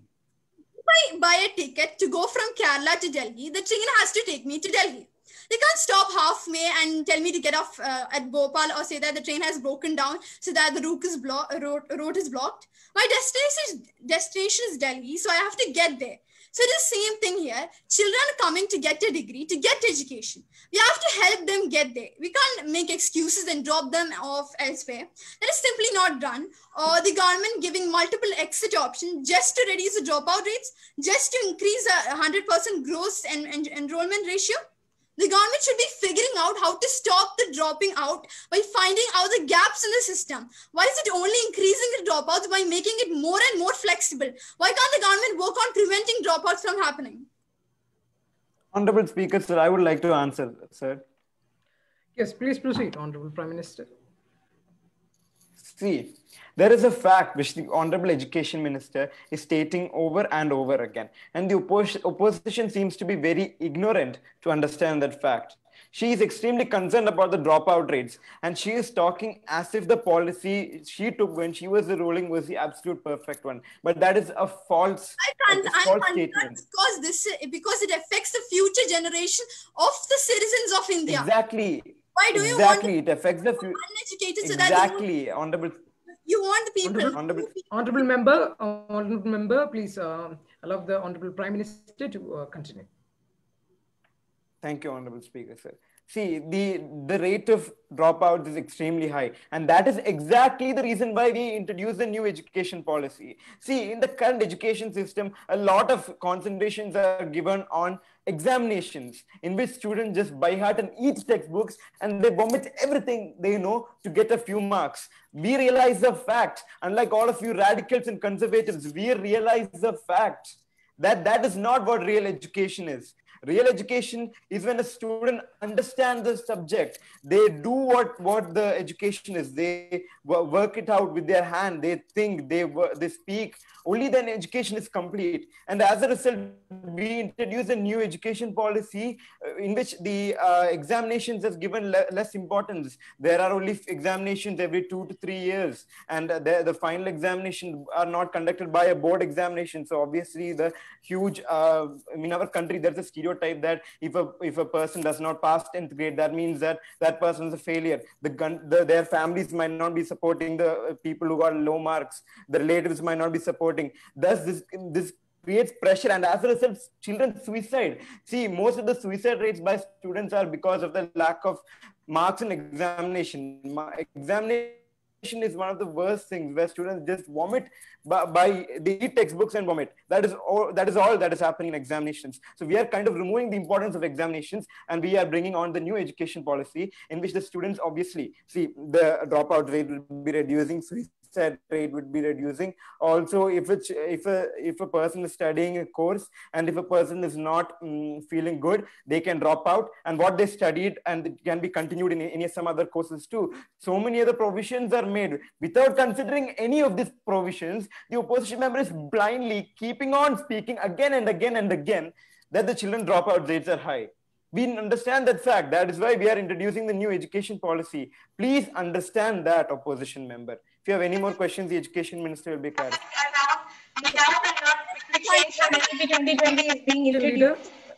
the Prime Minister want to create an uneducated generation so that nobody can question you? Is that your agenda? Honorable Prime Minister, since you're in the country now and not on your international visit, I request you to find some time for your people. And I want to ask that. Sorry for the interruption. Honorable Speaker, I'm offended here. I demand an apology, Speaker. Sorry. I demand an apology. Honorable members. Demand an apology here. Demand an apology. This is not acceptable. Members, please maintain the decorum. This is not at all acceptable. Members, please maintain the decorum. Honorable members, please. Honorable Speaker, we demand an apology. The Prime Minister is offended. You get Honorable members, honorable leader, clarify. The opposition ready to apologize? No, they are not, because this is the reality, Honorable Speaker, and it is neatly done by the Prime Minister. The opposition leader is raising unnecessary comments here. I'm still unnecessary comments here. It is the necessary comment that the Prime Minister needs to know. Speaker, sir, we would not be answering any question if the We won't be answering. Apologize. Opposition is the opposition ready to apologize? I'm repeating the question. Is the opposition ready? We are not ready to apologize. We will not apologize. Prime Minister is offended. You have to apologize. Our Prime Minister Please, one by offended. one. Demand an apology.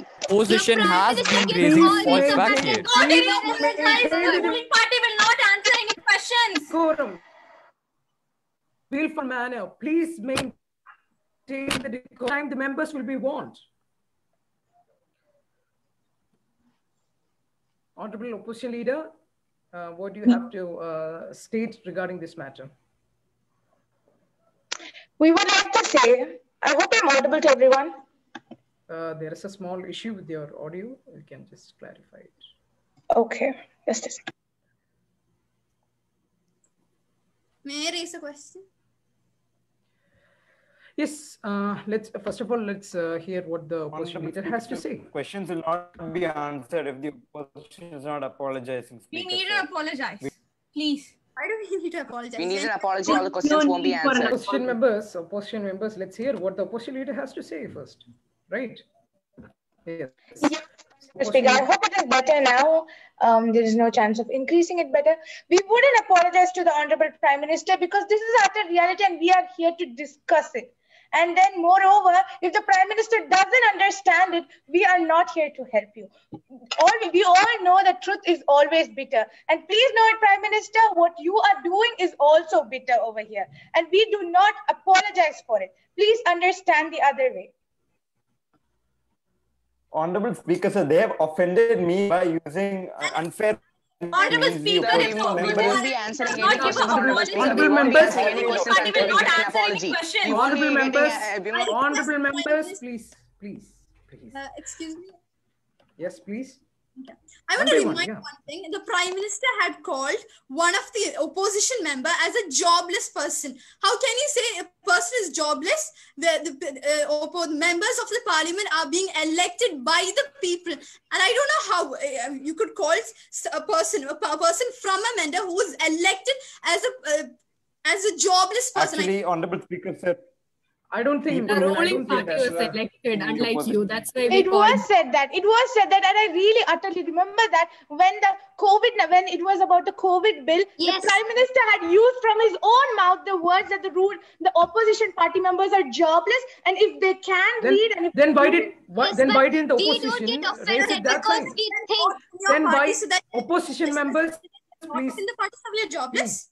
For your kind information, that had to be raised at that time, not at this time. This is the first education. of all, it's not a necessary thing or something wrong in the parliament. So let's move on to the next question. So is this, Speaker, sir, if that was the same, then this is also the same way you have to take it. When we are called Honorable Speaker, sir, the opposition just offended me by stating that I am trying to reduce the education rate of our country so that people do not question me. What kind of foolishness, what kind of utter foolishness is being mentioned there, Honorable Speaker? Prime Minister, I am offended.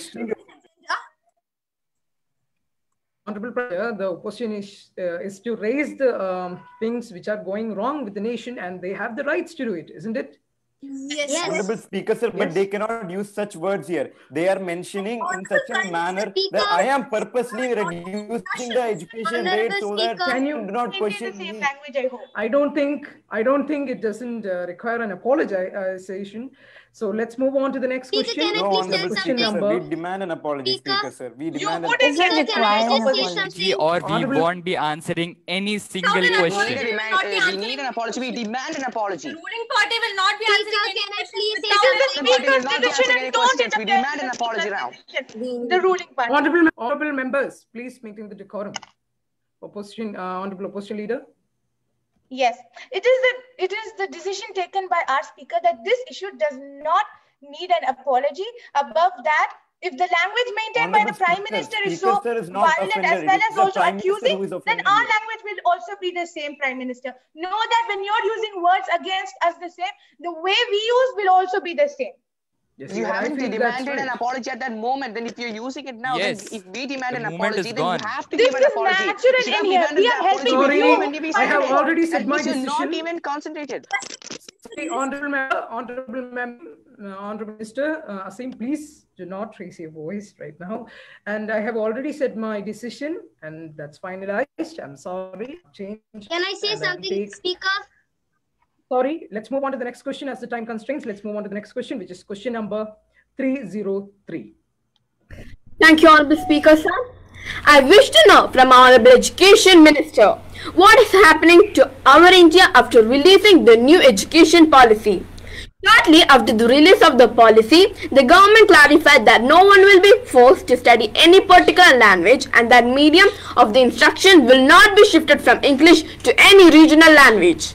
The language policy in NEP is a board line and it's a board guideline and advisory in nature, and it's up to the states, institution, and schools to decide on the implementation.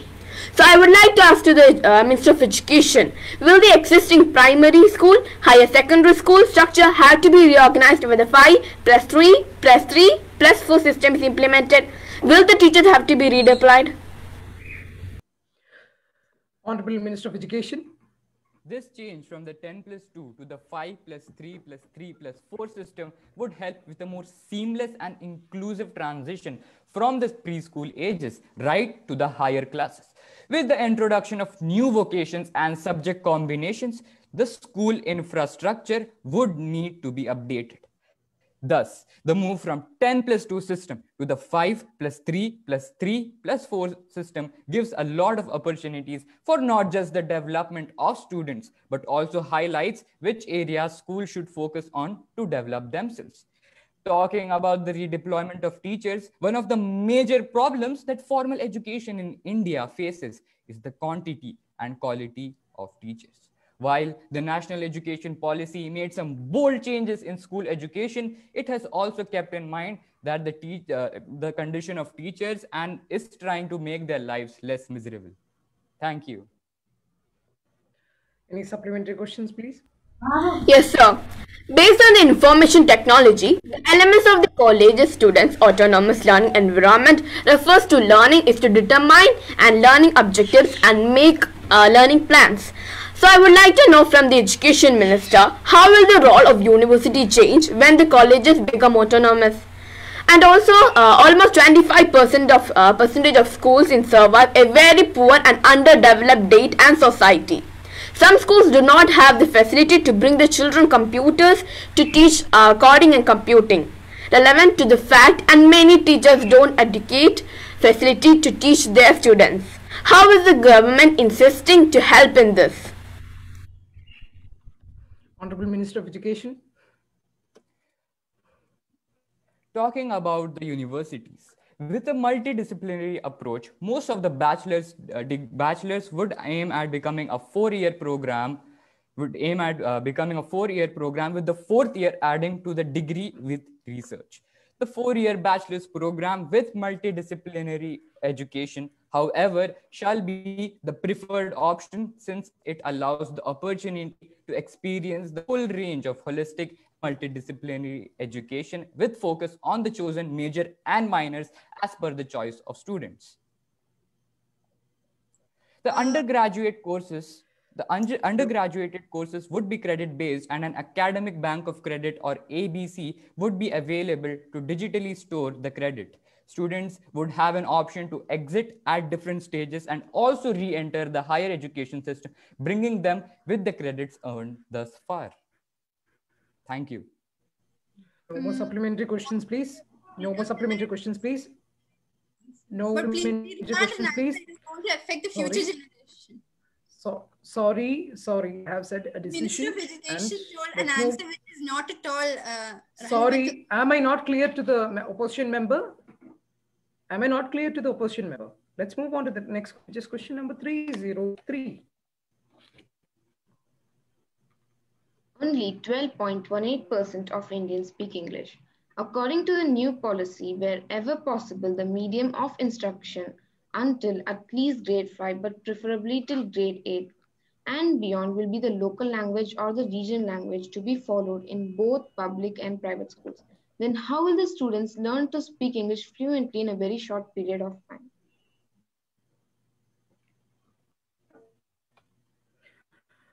Honorable Speaker, may I? Yet, across the world and in India, there is a consensus among educators, educationists, and linguists that children learn most effectively in their mother tongue. Research collated by the UNESCO shows that children who begin their education in their mother tongue make a better start and continue to perform better than those for whom school starts with a new language. Using a language that children are familiar with eases their transition from home to school. They are more easily engaged in the classroom because they understand what is going on and are able to link it to their everyday lives. This helps them develop literacy skills and general cognitive abilities. A mass of research shows that children's ability to learn a second or even a third language improves greatly if their first language skills are well developed. And far from being a burden, children who know one language very well are very fast and receptive in learning new languages. Therefore, the children can and will easily learn English or other languages in later in their life. So the transition will not be a difficult task for the students. No more supplementary questions, please. Question.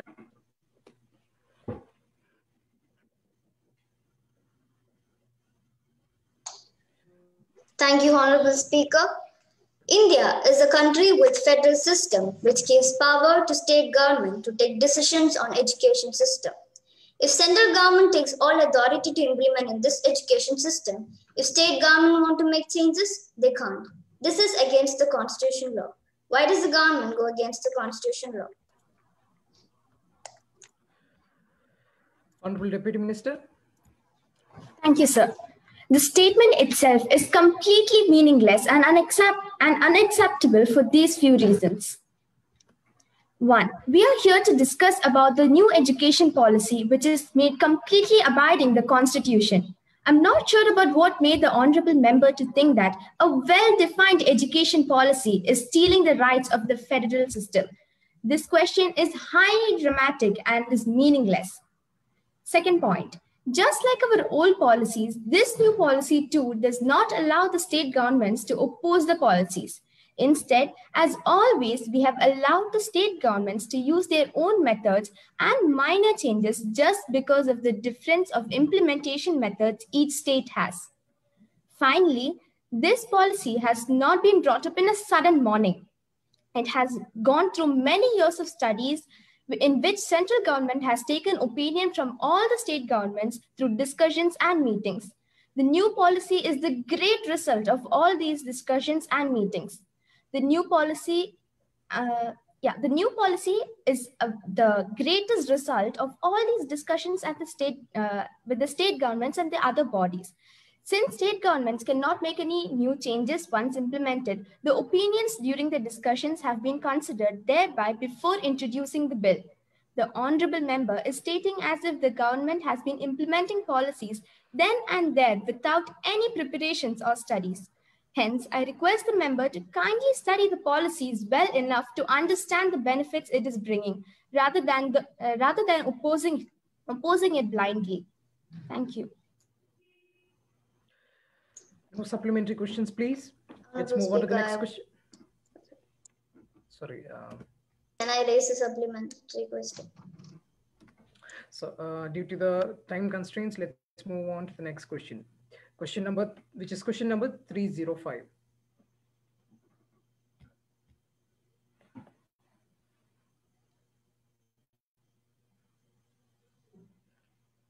Question number 305. Yes, thank you, Honorable Speaker. In the 3+3+4+5 policy, it is said that the school examinations will be only held in classes 3, 5 and 8. So how will the teachers know the students are thorough with the lessons taught at school? Honorable Deputy Minister of Education. Thank you, sir.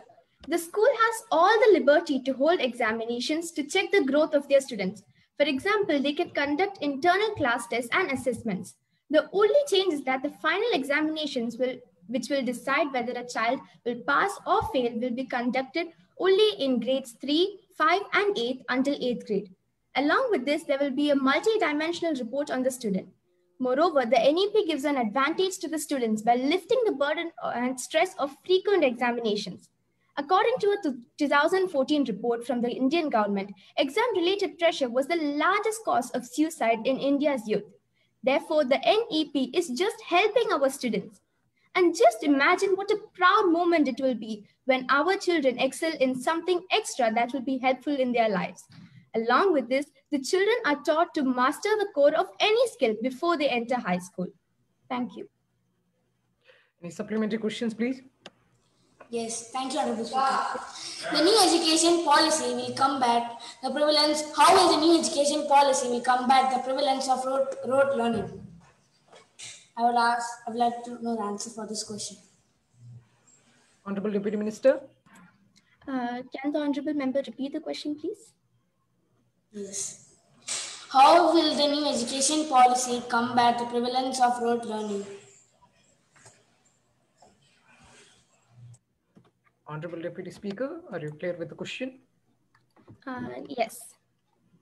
Okay, the new education policy has been brought up after 30 years of research and discussions, and the final stages of the NEP is not going to be implemented tomorrow.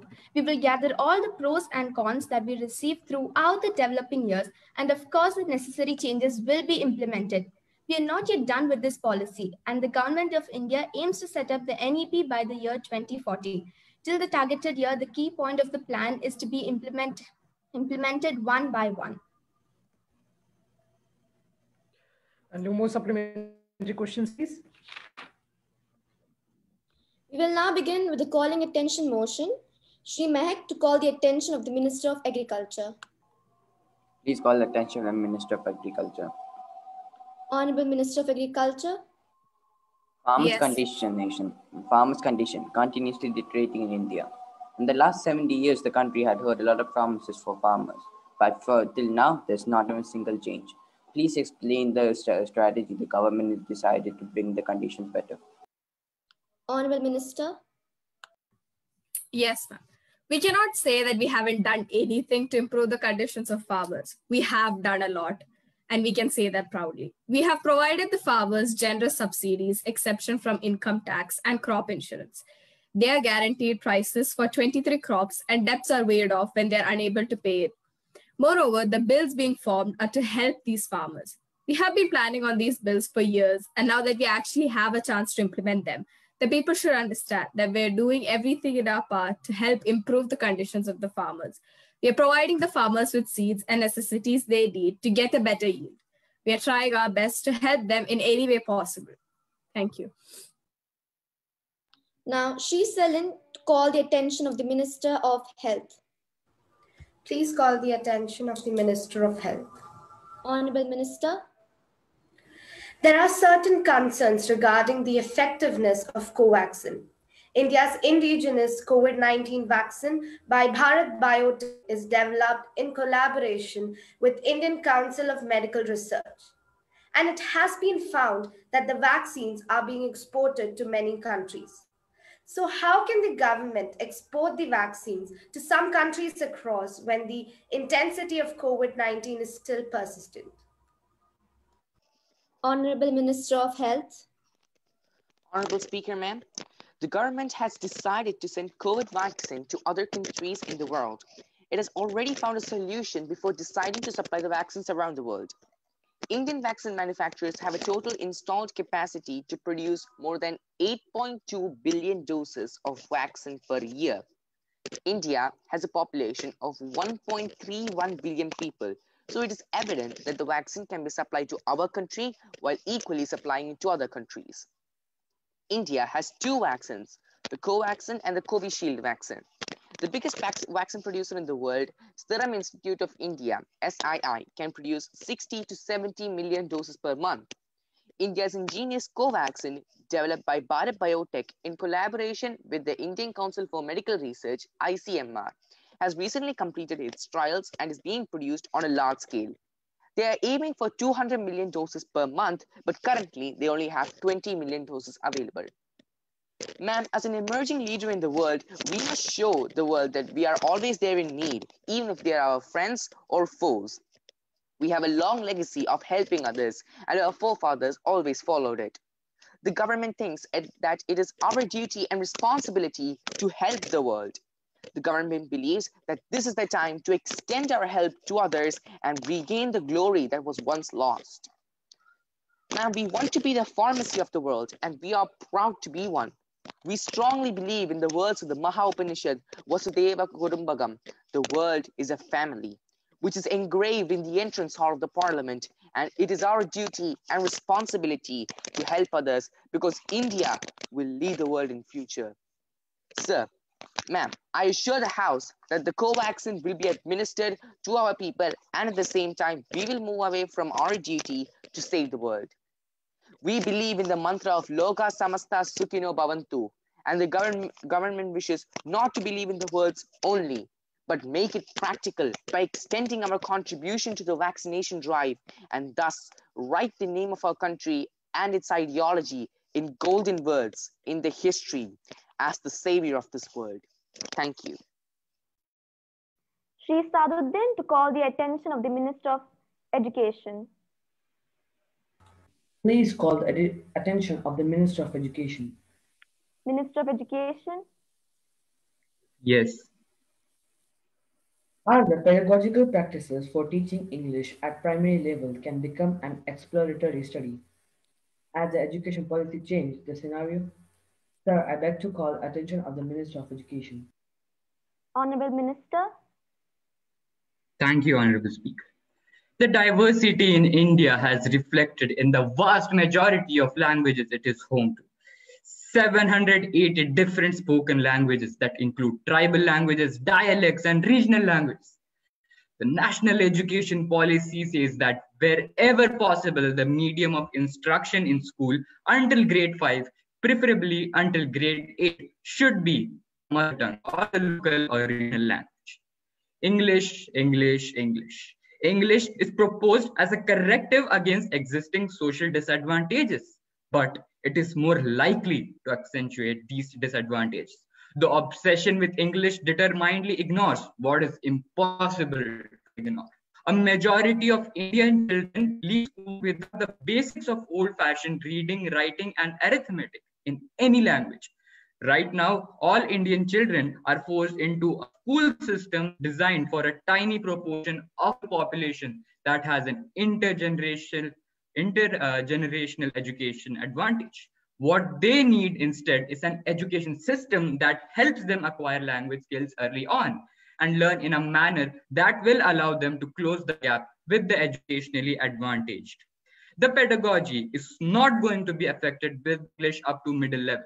Using the language the children is most comfortable with in early school years improves attendance and learning outcomes and the ability to learn new languages. Studies from around the world also show that it increases classroom participation, reduces the number of dropouts, and grade repetition. It is commonly interpreted in a wrong way that English won't be taught in schools. The idea behind mother tongue teaching is not to stop hamper English medium teaching, but the real meaning is that English will be taught in schools, not as a language to teach other subjects, but as a subject as its own. Thank you.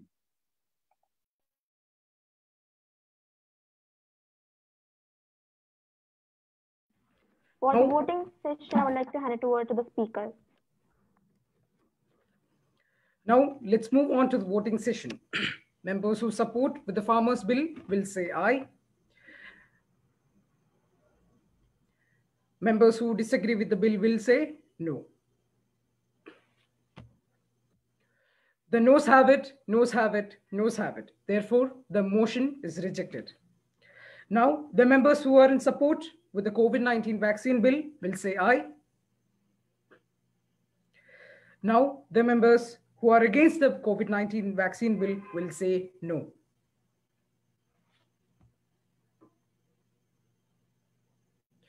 The ayes have it, ayes have it, ayes have it. The motion is adopted. Now the member who are in support with the new education policy bill will say aye. Members who disagree with the education bill will say no. The ayes have it, ayes have it, ayes have it. The motion is adopted. By the end of the voting session, I adjourn the House to meet again tomorrow at 11 a.m.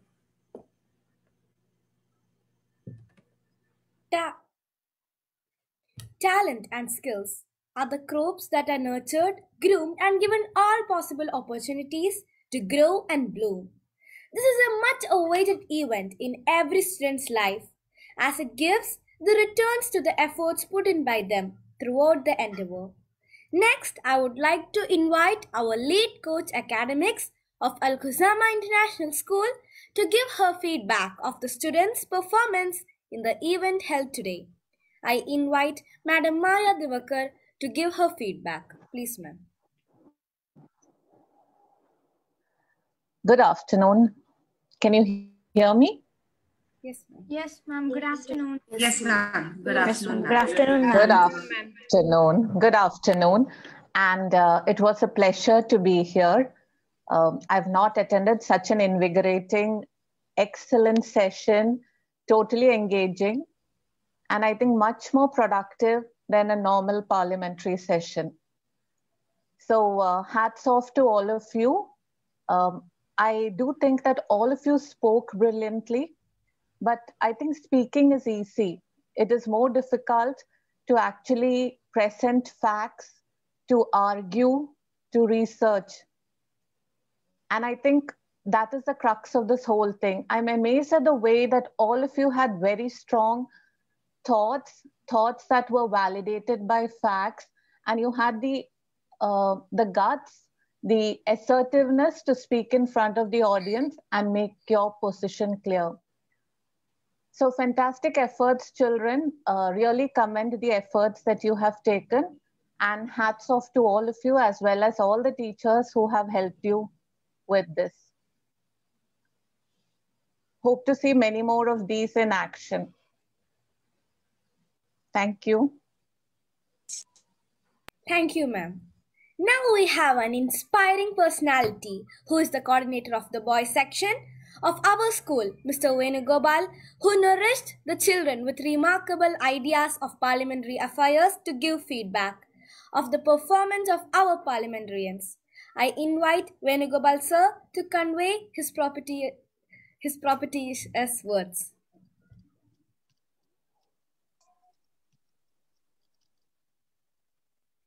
Good afternoon. Good afternoon, sir. Good afternoon, all of you. Great. Good afternoon, sir. I'm very much exclaimed by seeing your performance, and it is beyond words. And the effort the students have put in, the parliamentary members have put in, is great. And there are lots of points which we people in general don't know have now come up in the limelight. The discussions were had. Some serious hot discussions were going on with regard to arguments. And the arguments were very worthy. And it is a great thing to see that the great parliamentarians are in the making. And definitely, our plan is to go forward with this parliament next year. Hopefully, we will have the pandemic situation getting over. And once when this situation is getting over, definitely we will have a session happening lively in an auditorium presented in front of all the stakeholders of Al Khuzama International School. So I have no words to express, and I express my deep gratitude to you all for the excellent performance you have made. And I see that all of you can do your best. And in the days to come, we can also be part of the Model United Nations Conference, because there are lots of majority members, those who are acting today's performance, are not part of the Model United Nations Conference. Anyway, it's a great hope that comes in the future. And I admire once again all of you on the basis of the performance you have made. Thank you very much. Thank you, sir. It is a moment full of joy, a moment about pride and accomplishment, a moment of celebration. It gives a sense of achievement and a sense of responsibility towards fulfilling further commitments. It fills the heart with mixed feelings, fulfillment, anxiety, and eagerness. Following the tradition of our school, now is time we acknowledge the talent of the students for their parliamentary excellence by prize announcement. I request our Honorable Principal to announce the names of the winners.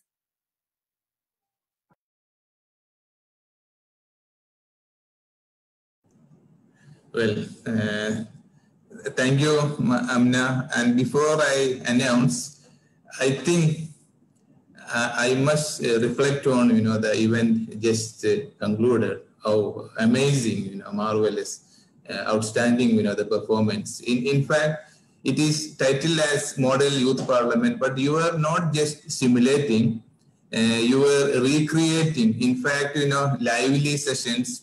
I just thought for a second, I had visited the real parliament, the real Indian parliament, long time back when I was a student.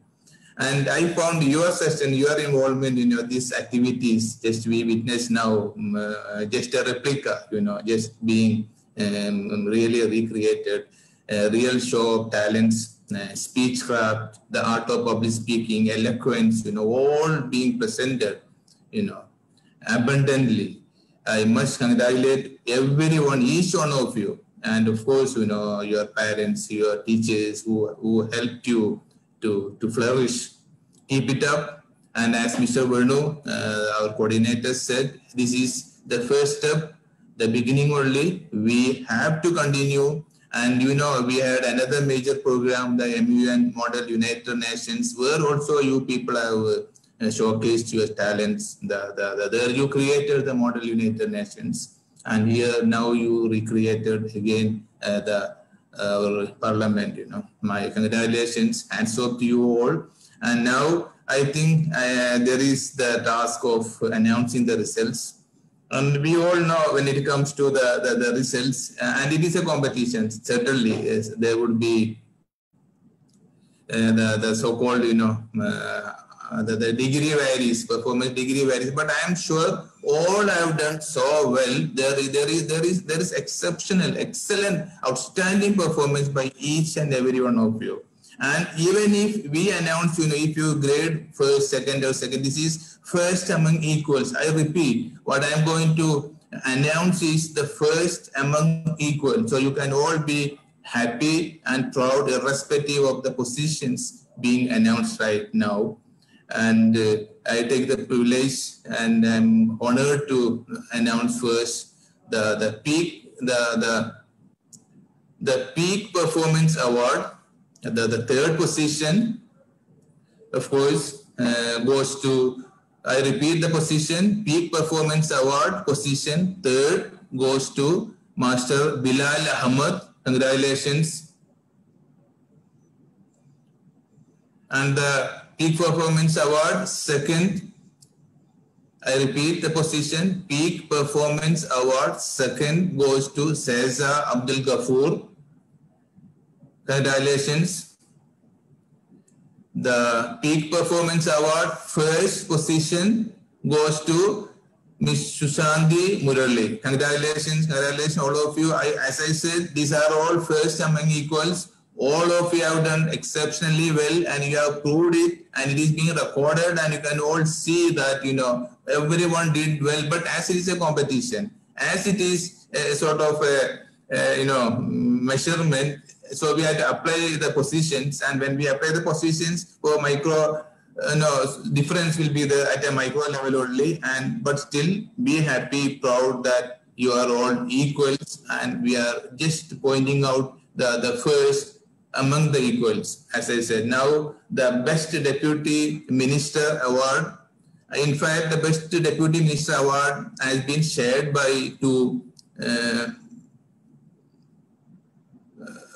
The award goes to Artiga Muhammad and Kartika Sriji Nair. I repeat, Best Deputy Minister Award being shared by two, Artiga Mohammed and Kartika Sriji Nair. Congratulations. Now the Best Minister Award, the coveted position Best Minister Award goes to Master Junaid Akib Patan. Congratulations, Akib, Master Junaid. Now we have a few more awards. Let me continue. The Special Jury Award Minister goes to Asim Muhammad. Special Jury Award Opposition Member goes to Raina Riba Rajesh. I once again repeat, Special Jury Award Opposition Member goes to Raina Riba Rajesh. Special Jury Award Speaker Anas Nasser. Special Jury Award Speaker goes to Master Anas Nasser. Special Jury Award Opposition Leader goes to Aisha Rizia.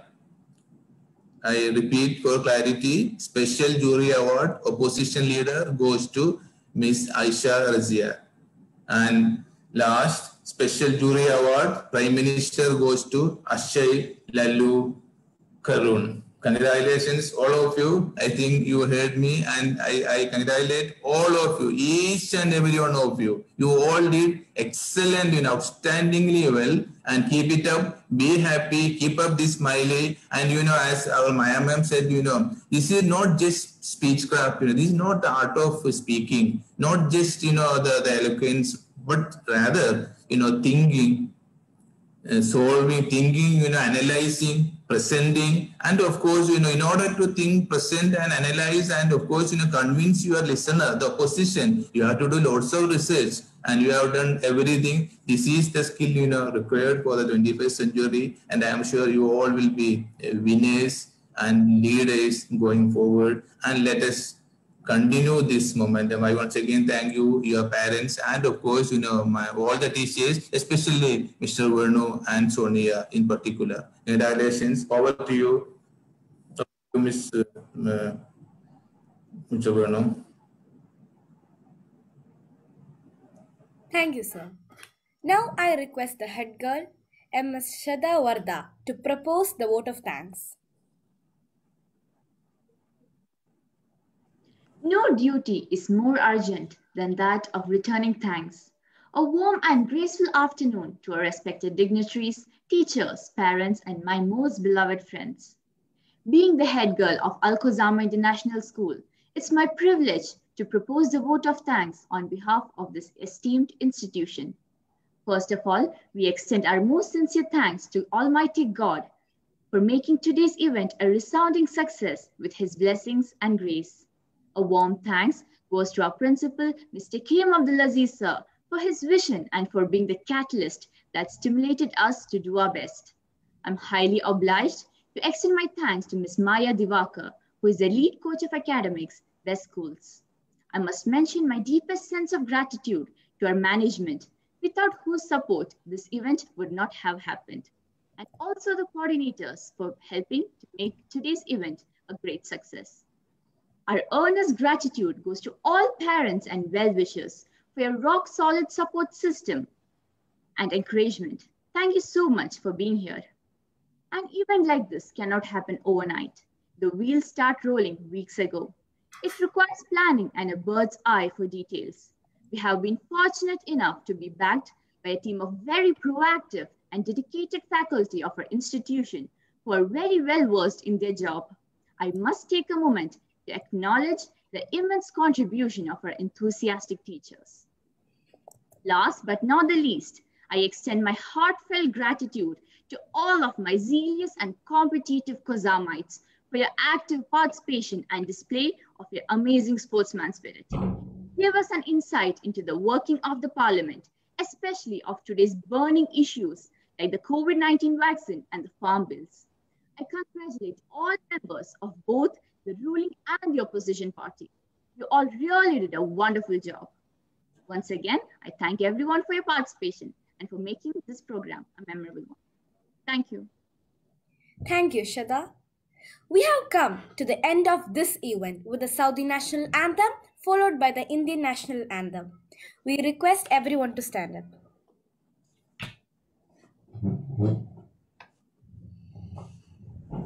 School attention and be ready for the National Anthem.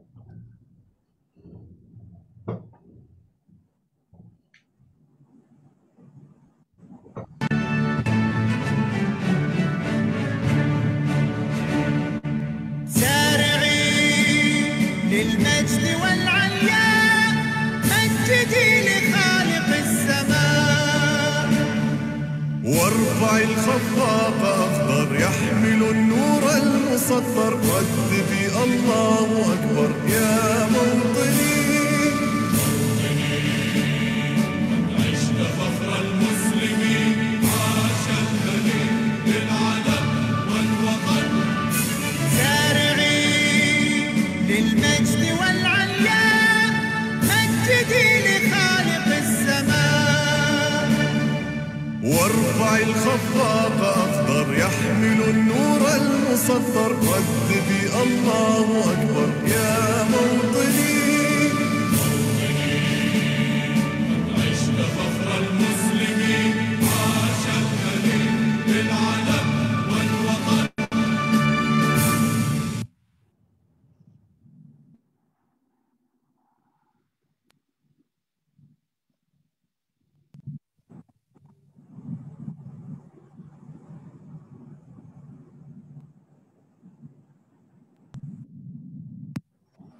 जनगण मन अधिनायक जय हे भारत भाग्य विधाता पंजाब सिंध गुजरात मराठा द्राविड उत्कल बंगा विंध्य हिमाचल यमुना गंगा उच्चल जलधि तरंगा तव शुभ नामे जागे तव शुभ आशीष मांगे गाहे तव जय गाथा जन गण मंगलदायक जय हे भारत भाग्य विधाता जय हे जय हे जय हे जय जय जय जय हे